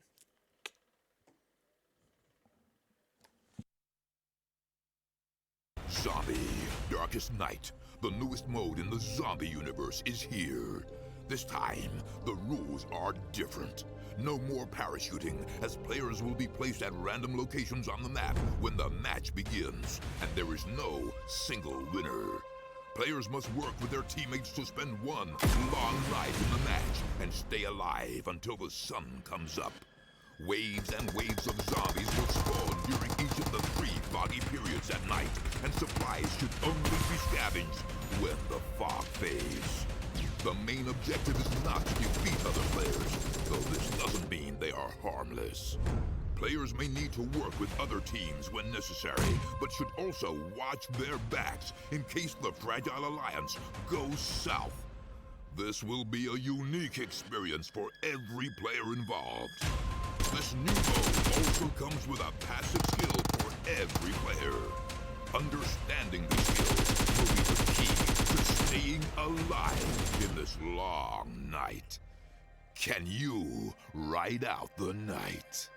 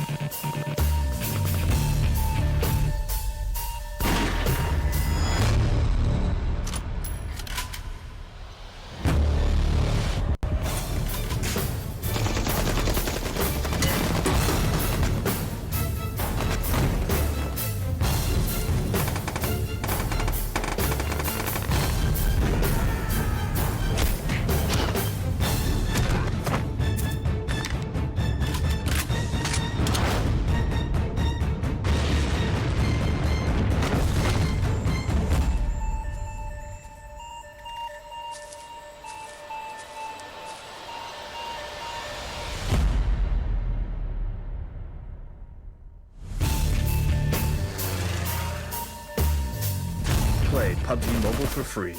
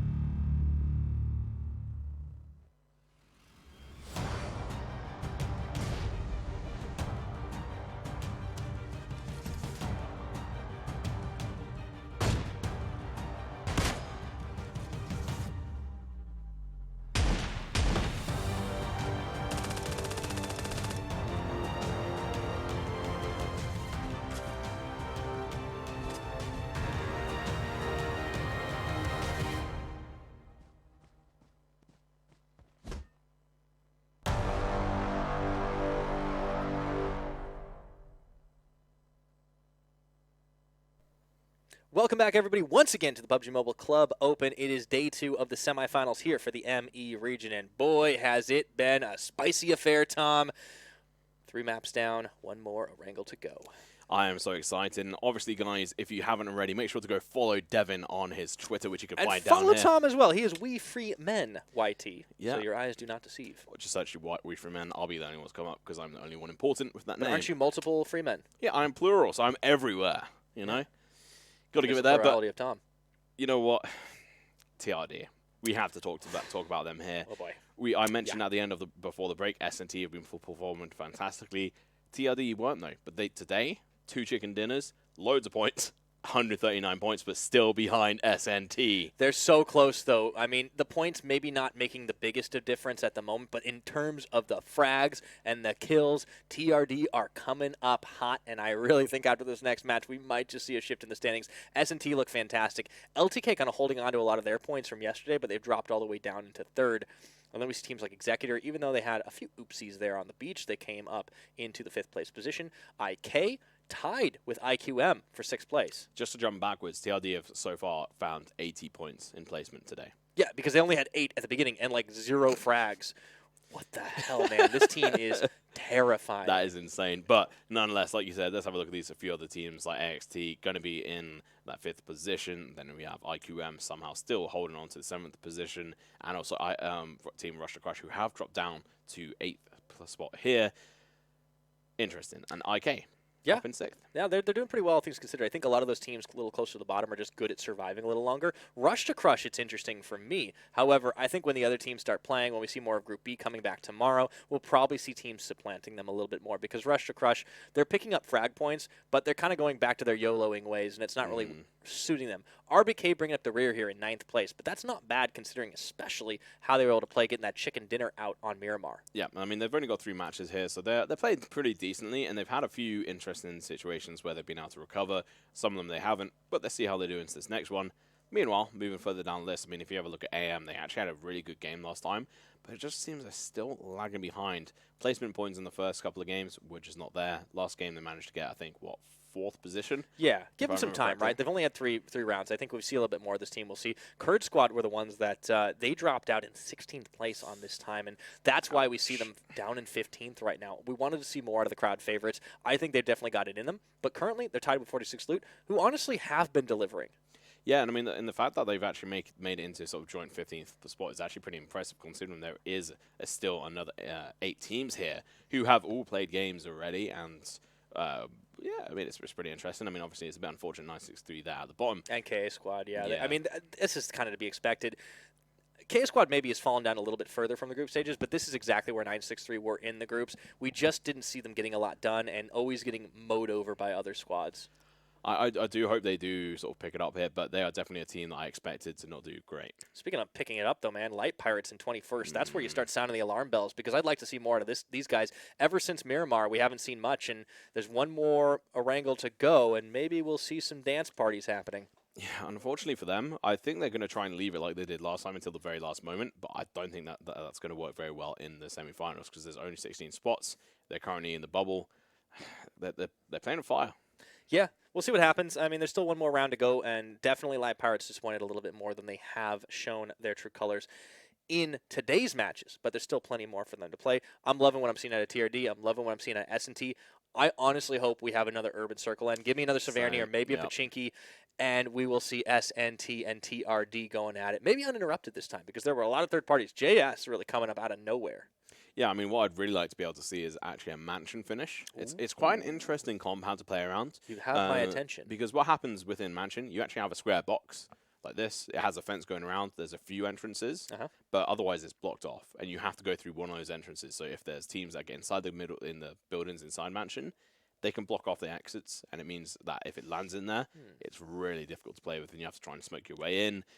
And it's just a mess, and it's good fun. Well, we'll see what happens going forward. We still have a little bit more before we get into this one. So, any other big surprises outside the teams we've mentioned, Tom? Is there any other teams that have stood out to you? I think JS, the fact that they were able to not only get the wipe onto Rush to Crush, they were then able to rotate over, survive through the rotation, which in itself is a challenge up to the north, and they then managed to crash, survive, get a couple of kills, and go out in second place. And they did it with 3 members, right? Like, they were almost all alive until the very end, despite the fact that they faced off against a team early on. I can't remember which one it was, but only losing 1 member, winning out a firefight. Crush, yeah. Well, yeah, facing off against Rush Crush. Again, the coin flip team, they're always going to take the fights. Only losing 1 member, pretty impressive. Yeah, and I mean, the fact is that they actually set up to be able to take that fight. They knew what's coming. And this is what I talked about yesterday, is that we tend to see this sort of situation where if teams know that there's going to be rotations coming through, they need to set up for that. And the fact that that meta is now growing and starting more to happen, I'm really happy. And the fact that a team like JS did it, which we've not seen fantastic results from,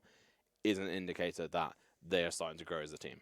No, I think that's definitely true. We'll see if that maybe was just going to be a single performance, or we'll see it again. Yeah. It's always interesting to me when we see the same teams dropping for the second time onto the map, and it looks like we will see this circle, or rather this plane path, going just up to Lipovka. So there's a lot of southerly drop spots available. So this is actually a pretty much mirrored reverse of last airplane. So instead of going up towards Georgepol, it's actually going over towards Lipovka, and this is a fairly well circle as well. It's very difficult for a lot of teams to be able to get up to that North Georgepol area, but it does open up Yasnaya and also Mansion, like I mentioned, and potentially Kameshki. I'm interested to see if TRD do the rotation strat again and try to get to a different place. So we'll see where they do end up going, but Novi is still on the board as well, and so is Military Circle. It seems like not many teams will be dropping onto the Military Island But here. one of them is AXT. They went Fairy Pier last time around, but this time they've opted to go for this, and it's a bit of a gamble. I think AXT been playing a little fast and loose the last couple of games, and it's been honestly to their detriment. So this isn't a curious one. Let's see what happens as the plane will finally finish its flight. Yeah, so we're at RTRD. I think they're the last team that dropped out there, if I'm right in saying. Yes. Yeah. No, right next to Light Pirates again. Not last ones, but quite close there. So we're going to be seeing Light Pirates drop over to Lipovka. They have dropped this area before and looted up here. Ooh. Central Circle. We do have Very Central Circle. interesting. Some chances for a couple of shenanigans. Pachinki right in the middle of it. And wouldn't you know it, the only team dropping Pachinki is Arab Madness. I'm not surprised. I mean, 963 learnt their dues, and they're going to have to try and run away from here and try and maybe go up towards Gatka. It's an open area, or Quarry, but KA are close behind them. So it'll be quite interesting to see where they do end up. So this is more unlikely to be actually a non-urban ending, but there's still a high chance. Very Pier in that area would be another interesting. Quarry is still in the mix, but very unlikely for that to land in. What's impossible is actually Military Circle, so Executors are going to have to rotate away from here. Yeah, they have some time, though, right? There's definitely a little bit of a chance for them to stick around and loot up completely unopposed. They just need to get across the bridge before that becomes a problem. Yeah, and I mean, one of the things about 963 sort of floating back to them and where they're going to be landing, they've got a lot to prove, considering they're another Iraqi team. And Kurd Squad have been doing fantastic. Last game, they went out a little bit earlier than I would have wanted, but... Better than Light Pirates today, the other Iraqi squad that we were talking about. Yeah, I mean, Light Pirates are right at the bottom. Below, I think, well, not below 963, but not too far away.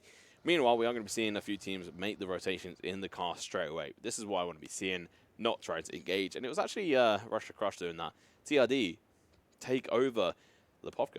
Yeah, and this is actually the first time we've seen TRD, I think today, not facing down somebody in an urban area early on. They have it to themselves, but they will have to make some moves.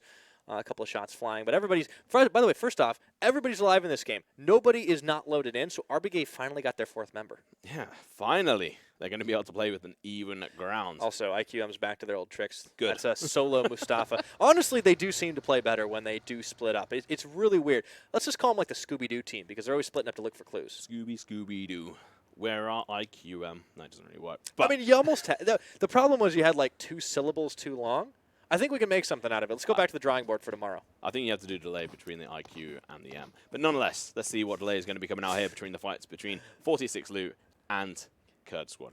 Yeah, both of these teams definitely have been stepping it up in recent days. Although, last match, KS out so early, really surprising. And honestly, for the fans, disappointing as well. We'll see if they can pick it back up and move their way up the standings here. We are checking in with the Light Pirates. It's another team that we want to track over the course of this tournament because they had such a brilliant last group stage match, but it's kind of hard to know where their power level is right now. It's been sort of inconsistent. I think the fact is that they're a team that like to have fun and they like to troll around, which is brilliant. For us as casters, it's really entertaining. But I think as a team, they need to kind of settle down and actually play just performance-wise, because these are teams that are going to want to get picked up by organizations, and because in the Middle East it's a little bit harder to be able to get those sort of organizations to notice you, so they really need to be on their game and try and get the best scores they can. We know they have a lot of potential. Yeah, they have the potential. Are they going to put it to use? I don't know. KA, sorry, but I haven't seen too much potential from them, even into the group stages. There was nothing really spectacular. They kind of just scraped their way in. They're a till further notice team, I think, for sure. Like, we just haven't seen enough of a spark to really determine that this team can do what they can do. Now, Rush to Crush, I don't think they're happy with this because they love breaching people early, and there's no one around. I do like this, though. This is a potential development of them, because they actually noticed that they had to drop, and they were not getting the best spot, so they picked up a UAZ, and they rotated. Then they looted into Saverni. There's RBK with all 4 members strong here. We will keep an eye on them. However, as I say it, Alush does knock one. Really finding some open freebies, and that is trouble for RBK. Loot 46, man. How about that for Alush?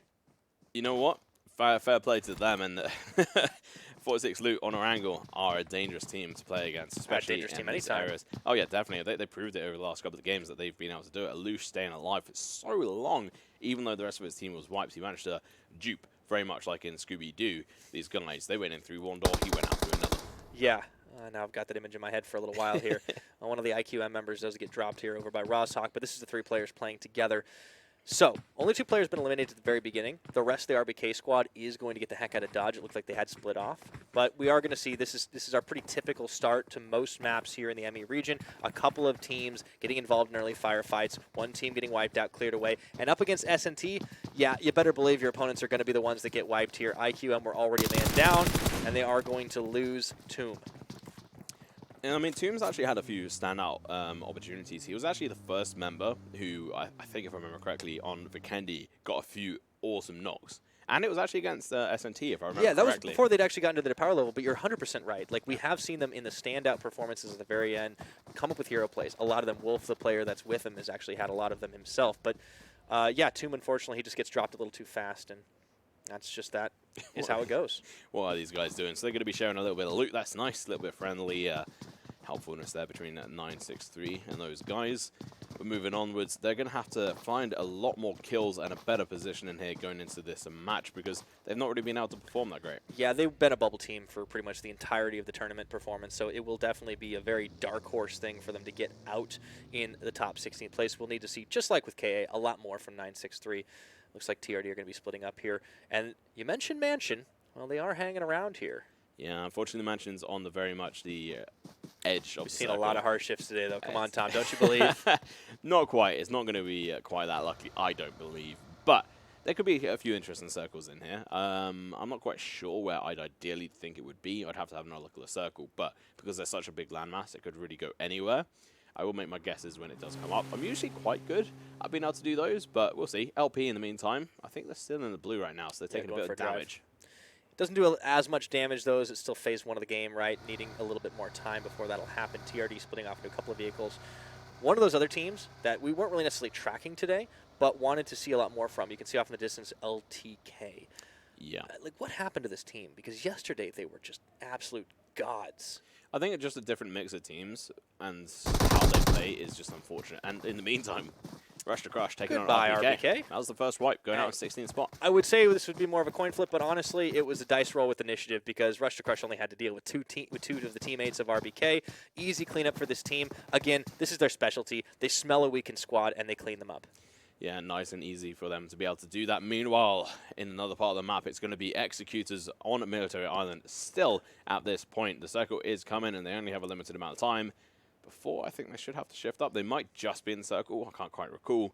But we will see 963 once again carrying on looted up. And there's that M249. Pretty much, I think that's probably the gun that's had the most clutch and maybe even the most kills this game so far. It's definitely made a pretty big debut in today's games for sure. Where is that one dropped out? That is out in the fields just below Pachinki towards the south, if I remember correctly.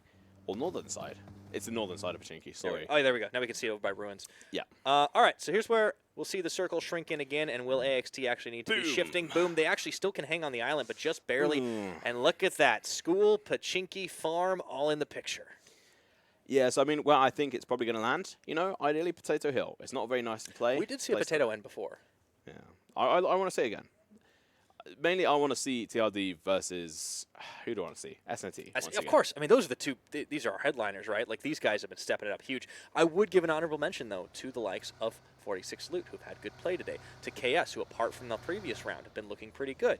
We'll see what happens with these two teams as they are faced off against each other on Yasnaya. No. As finds Golden Boy. That's a knock, nearly in a limb. He's going to bleed out. There's no way they can recover him there. So he does go down. That's another kill on the board for 46 Luke, picking up 2 kills so far. Looking to add on to that scoreboard for from the rest of the members of KS. Man, this team just went from, like, hide-and-go-seek to cold-blooded killers over the last couple of weeks, man. I mean, during the first week, they pretty much went under the radar. We didn't really notice them. But on the second week, they just picked it up. Yeah, they really did. They really did, man. 46 Loot, certainly a powerful squad that a lot of teams did not see coming, representing Egypt there. Of course, we will see a couple more squads making their moves in. It looks like this is 46 Loot packing it up and moving away. Yeah, so they're going to be rotating through this field. This field can be pretty dangerous. So a lot of people rotating through. There's a lot of bumps and bales of hay. And you know what? KA is still alive, but still an opportunity for them to go out quite early because they're now going to have to start that rotation into the circle and go across a bridge. Luckily, no one's going to be contending them. IQM still got all their members? They've rejoined. They only have 3 up. Excuse me. There's another fight going on here as the Light Pirates getting caught in the crossfire of Rush to Crush. This is not looking good for those Pirates. Drop down. It's Hama. This is what happens when they're nowhere near the water. Unfortunately, can't quite sail out to sea. It's only going to be Koro up and available, and he is off to the side. He better start running. He's actually taking shots. He's actually going to be able to do a lot of damage here. He just needs to get a couple more knocks. I think 2 knocks here, maybe even 1 on the side of Rush to Crush. And Tupac doesn't know where the shots are coming from. Yeah, I mean, this is a really interesting play. Unfortunately, we do see Demard, who is alive right now. Full health. Nade. That's a little bit of a crazy one. That's not really a skilled nade. That's more of just a luck shot. He should just drive away. He should just get away from this position right now. If he stays there for any longer, he will die. Yeah, tense moment. A little bit rough, though, for LP losing 2 and basically 3. There's really not a whole lot of chances for Koro there to res up Hama as he bleeds out. And we'll see what ends up happening with the end of that one as we check out IQM and AXT. Yeah, Koro's out. That's really honestly the best call here. He can't really do too much, and this is the second time in a row that we've seen LP down to 1 person. This is not a good look for them. They've been very disappointed today. 963 not really showing up too much today either, but we'll see. Rush to Crush just had 2 very successful fights back-to-back. Now, a lot of first one was cleanup, admittedly, but that was a straight-on 4v4, and they won it very definitively. I think, you know, again, early game fights do seem to be the bane of Light Pirates' existence. So, yet again, we kind of see them a little disappointing compared to where we saw at the end of the group stages. We'll check back in as it develops, of course, over the course of the tournament. But Rush to Crush, they're in a decent compound here. I was actually playing the other day in this compound, and it's quite an interesting place to sort of take angles on other teams. And talk about angles on other teams, SNT trying to push in against Executors. This is dangerous. SNT are in a dangerous situation now, especially. Oh, this is looking at the actually Rush to Crush side. Yeah, there's 2 different fights going on here. As Rush to Crush, we're cutting a couple of crosshairs. The LTK members. We'll see how that one goes down as well. As this breach from SNT looking to come in. Good splits on both sides. Rodal looking to wrap around onto Captain. Ooh. And that's going to be Rodal knocked down by Lashin's nade. Taken out. He was finished by that double nade. Lash in, you can't doubt him on his nade skills. Very well played. And now we might see Lord try to jump out the window. Nope. He's trying to take some sights on, but you can already see that the shots are coming from inside the house. Lord looks to ready a nade up here, and he might be able to land it onto a couple of members, but this is looking tough for AXT. He needs to keep nading that spot, maybe even smoke it out so that it don't push him as fast. I think that's a Molotov going out, but his teammates trying to help him here. Tense moment, you see Koro just driving by. No, I'm not having any of that one. I'm going to go to a nice safe spot. Narcos does take a little bit of damage, and you can actually see, I thought Clown was actually going to bail out of this one and leave his teammates alone. They'd already considered giving up the fight. He's just moving the car a little bit, hoping to distract the members of SNT. It kind of worked, but unfortunately for Lord, he's in a very difficult situation, and they're going to push him and down him. That's going to be easy peasy. He did get a little bit of damage onto, looks like Mustafa there, but not enough to really take him out, and this has now become a 4v2. AXT, you know, we talk about how they're a solid team, especially on the offense. Defense not looking as good, and today, they just seem to be playing at about 70%, not quite up to the level we expected. It kind of just feels like they're lagging behind today. They've not been... yeah, like you said, they have been playing not even 70%. I'd probably maybe even say sort of 60, maybe even 50%. Questionable decision-making, too. That's the weird thing about it. Circle's actually hard-shifted down south, so it might actually be a military circle. I thought you said that was impossible, Tom. I said it was near impossible. Okay, I see. A little technicality. And you can see the caravans packing up and heading over to the military island. Boot camp will be in set soon enough as Demon gets rushed in. And AXT are out in 15th place. Yeah, unfortunately for Demon, it does seem like S&T took a page out of Buffy the Vampire Slayers. But I was wondering where you were going with that one right now, man. I don't see anybody named Buffy or Spike on that side, but, you know, my 90s are showing for sure. TRD going to face off against 963 here, who have been just hoping to have a nice quiet time. Looks like Basile is already going to get knocked. Meanwhile, AM opening up fire into the 46 Loot Squad. And they almost have everyone. It's only Zico that manages to get away. Yeah, it's definitely going to be bringing up memories here for those guys as they go through. But AM, again, a couple of kills here. And we also see Switch Drown. How have they managed that? Oh, Wolf is in the water as well. It's because KS, I think, was shooting down on them, but HeadHunterr's pushing in towards S&T. Yeah, they found Lushin, actually. They might even be able to get enough damage to down him. They do, but Nightmare gets downed as well, and this might be HeadHunterr biting off a little more than they can chew. Instantly, they're going to leave. The Babe just says, see you guys, taking the vehicle and getting the heck out of Dodge. He got away. Has he, though? I don't know.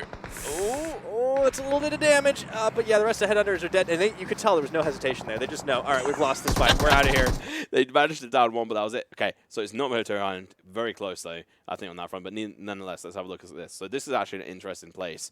So any teams that land in that field area, unless the circle hard shifts onto them, they're going to die. Yeah, it looks like AM are going to take out a couple of members of JSS. This goes down. So as the teams start to move into each other's territory, it is all the firefights. Yeah. This is reminded me of a circle that we saw 7 Reef team clutch that crazy 1v5 earlier on. We'll get back to that in a little bit later because LTK, oh boy, that's into a hornet's nest there. They find all 4 IK members.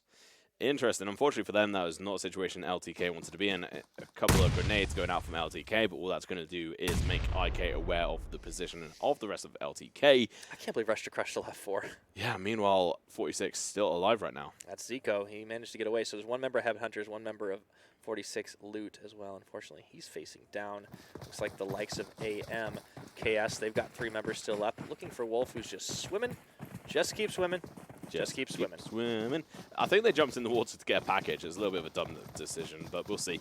Meanwhile, I mean, you mentioned Rush to Crush. Yeah, still alive. Very surprising considering their usual sort of affinity and with dying very early. You flip a coin enough times, it's going to come up heads a few times in a row. Certainly working out well for them. The aggressive tendency is paying off. And now KA facing it off against 963, 2 more bottom teams trying to get a 1 leg up over another, and it looks like it's going to go the way of 963. Got to give them praise for that, being able to get those kills. Meanwhile, we're going to be seeing a couple of other members that dying, and it's going to be IK trying to take out the rest of LTK. Yeah, things a little indecisive, though. There's a few knocks either way, but it looks like Mojram's going to be the only healthy member of LTK. Meanwhile, TRD have entered the fray here against Rush to Crush. Wolf kind of sticking around the side. I think this will definitely favor TRD. However, Kevin getting knocked down by Rush. That is not a good look for them, but the push going to be coming in. Tupac moving around the side as well. Rush should get finished off as Zero looks to crawl back to the team. Tupac getting knocked. Nasser the only one left up, but he does get the knockdown on to his opposite number. Rush to Crush, proven to be some tough competition here up against the TRD side, but even with 3 knocks, Hackshot can still get his teammates up. That is so close, but Nasser might be able to actually do the impossible and take TRD out. He's trying to go for the sprays. Looks like he didn't quite get it. All the same, that was a Look at that car for TRD. That is a very sweet car, by the way.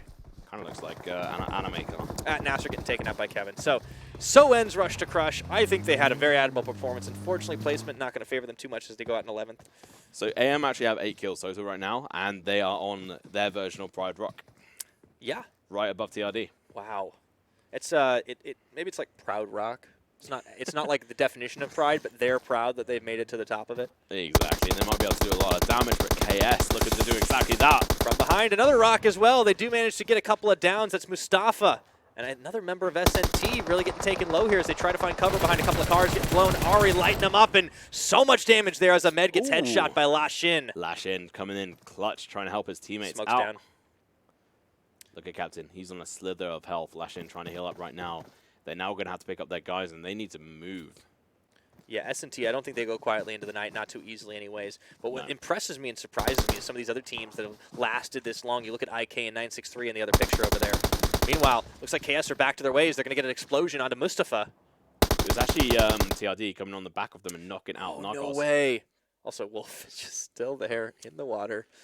Even the Babe from HeadHunterrs, it's actually going to favor him. And Koro, look at this open circle. You know what I said about the field teams? if it went away from them, they were going to have a bad time. But this is fully in their favor. Well, not fully in their favor, but heavily in their favor, because the circle, if it lands central, they can still snake. Unfortunately, on mobile, it's very easy to spot out snakes due to the third person and also limited textures on this game, just due to technical sort of limitations.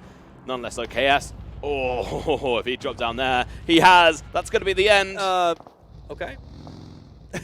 Okay, well. That was an interesting one. That's one of those like cliffhanger endings where you're like, did he die? Did he not? I don't know. It was really unclear.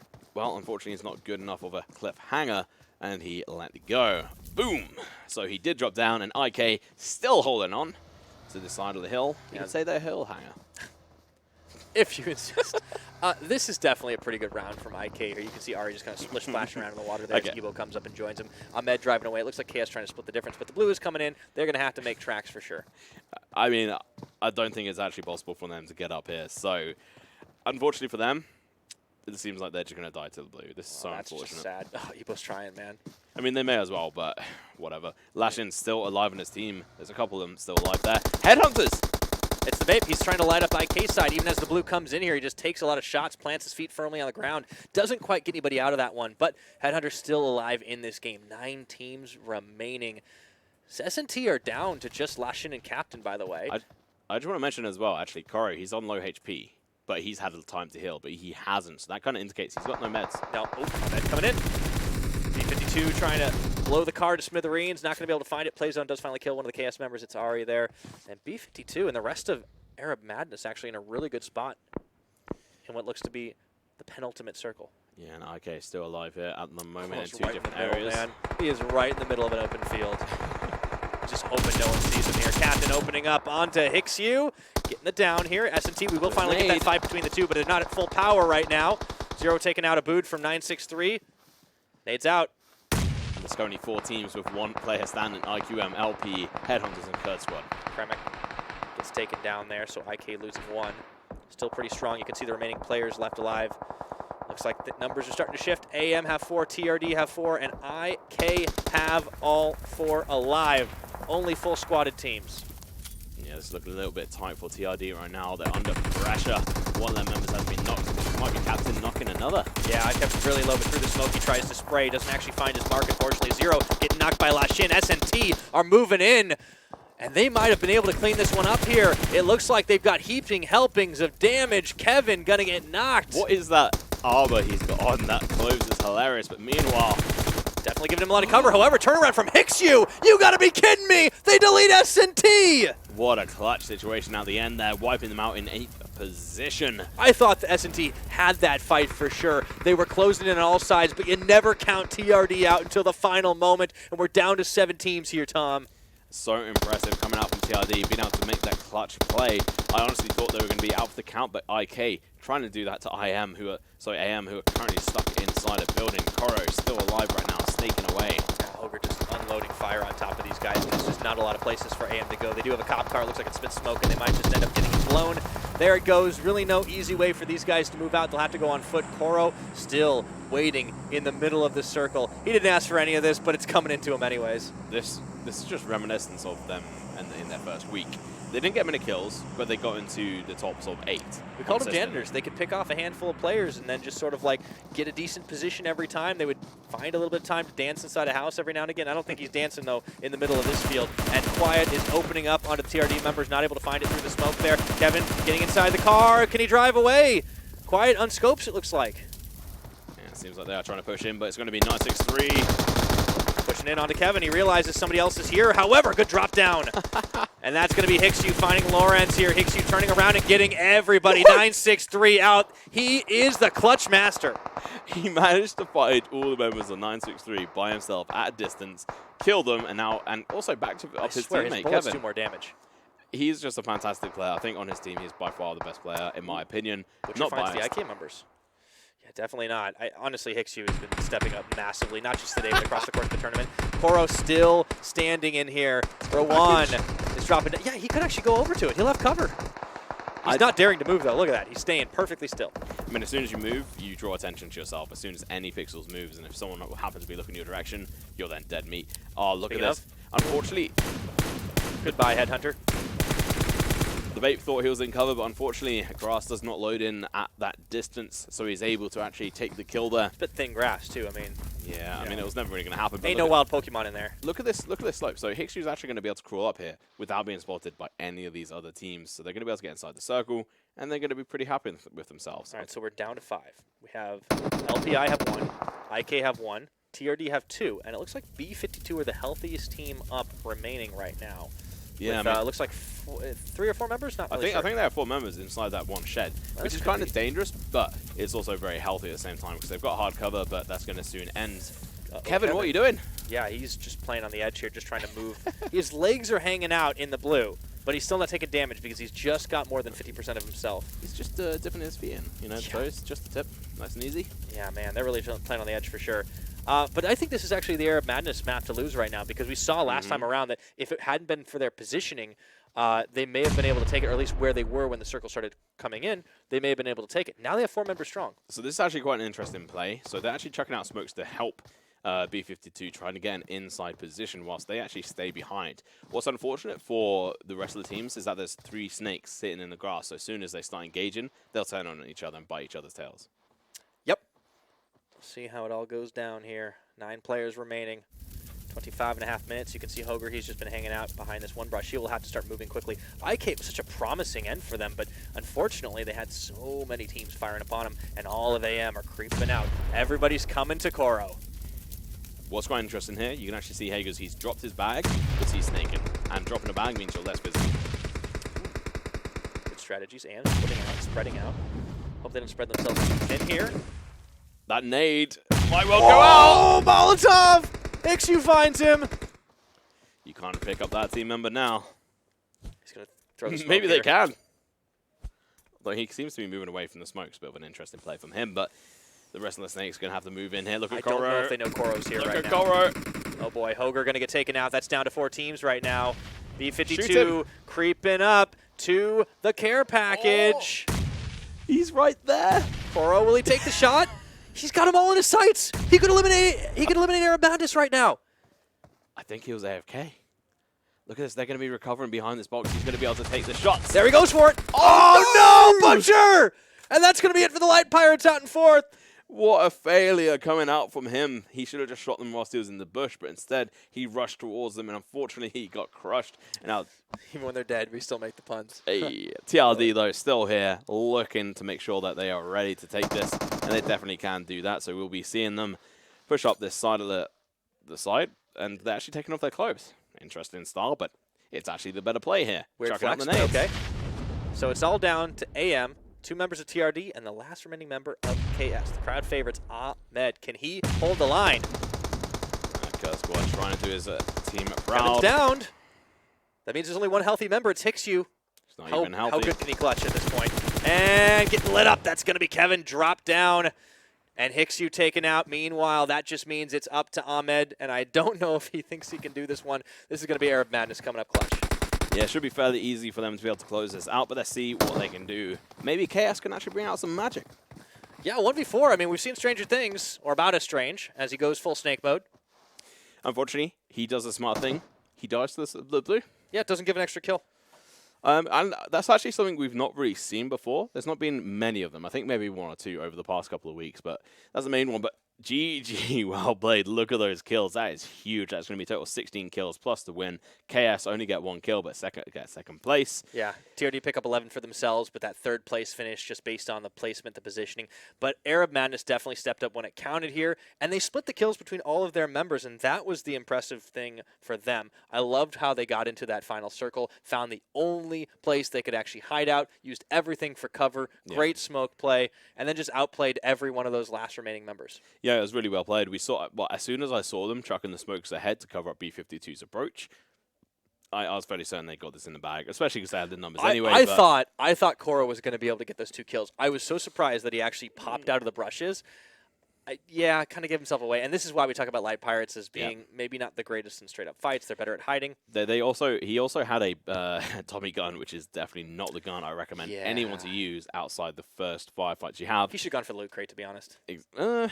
I mean, it's okay. It's retrospect. It's hindsight. It's 2020 for sure. But let's talk about our highlight plays. It all started with Hazim on 46 loot, really lighting it up there. But then things started turning. Rush to Crush had a couple of great fights. This is where Light Pirates got reduced to 1, and Koro, after a little bit of hesitation and deliberation and a couple of downs, ends up getting out of town. Yeah, and he actually had an AK in that situation. He got rid of that later on and had a Tommy gun and a micro Uzi. Unfortunately, that was just not the call to make. If he had that AK, he might have been able to do a bit more damage. But either way, let's move on here. So Executor, unfortunately, just getting slammed by SNT. Yeah, they've made some weird decisions here, and I think on defense, they just haven't looked nearly as good. Then, of course, AM, they did so much work here against 46 Loot, who were just trying to drive away. But as you always say, Tom, one vehicle simply does not do. You need to split the difference so they can't all get caught rush to crush trying to take another fight there, ended up getting crushed themselves.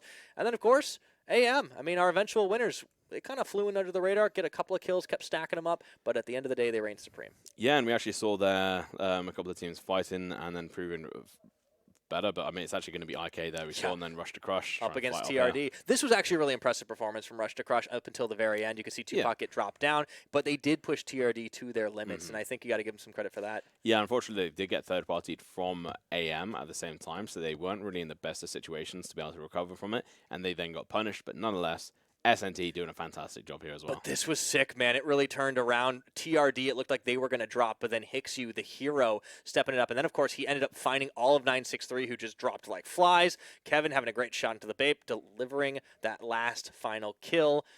And, of course, you know, TRD, they got a third-place finish. I think this chicken dinner was definitely on the table for them, but number-wise and the fact that it was B52 and the rest of AM getting up to that loot crate first definitely favored them. Yeah, unfortunately, when you're trying to crawl uphill, you don't have the advantage, and because their presence was known, shots were easy to make. But let's have a look at AM versus TRD. It's been a while since we've seen this, but look at the damage. It's so close. The kills, on the other hand, we see 5 extra kills going to AM's side, and we see a first place from their side. I still feel like this is a pretty fair, you know, between these two teams comparison, just because of how the real deal have been, and this is Arab Madness's best performance. Remember, these two teams were in the Final Four in that last Erangel battle. It was just a much more urban area, so in the outside, Arab Madness kind of opened it up and take the win.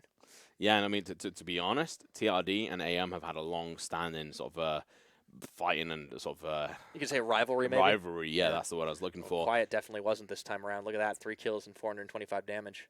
Yeah, Hackshot in the meantime, definitely being a bit of a hack shot.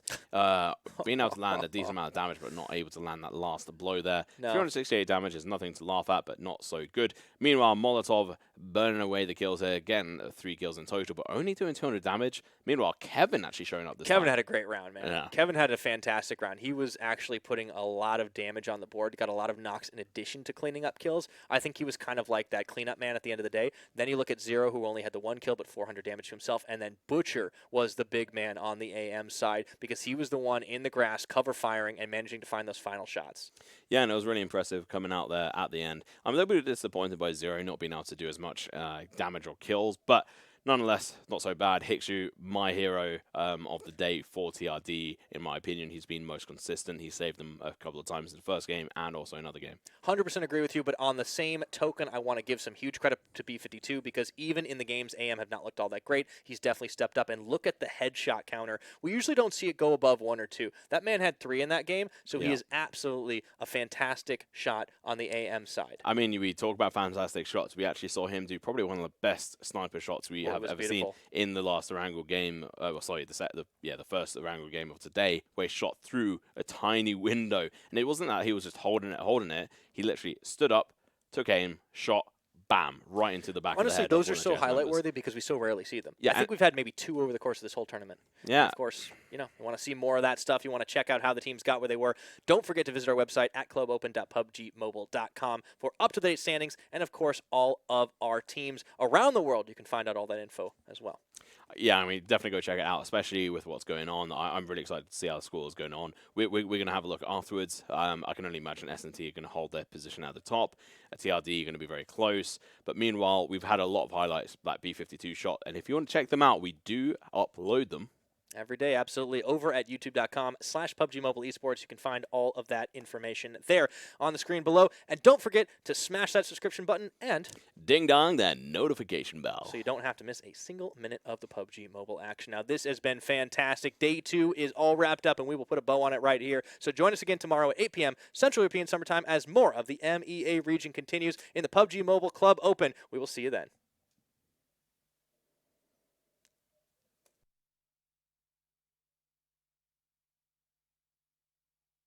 Night, the newest mode in the zombie universe, is here.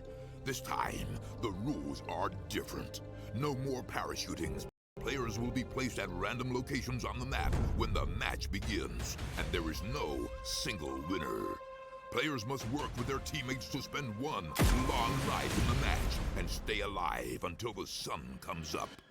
Waves and waves of zombies will spawn during each of the 3 foggy periods at night, and supplies should only be scavenged when the fog fades. The main objective is not to defeat other players, though this doesn't mean they are harmless. Players may need to work with other teams when necessary, but should also watch their backs in case the Fragile Alliance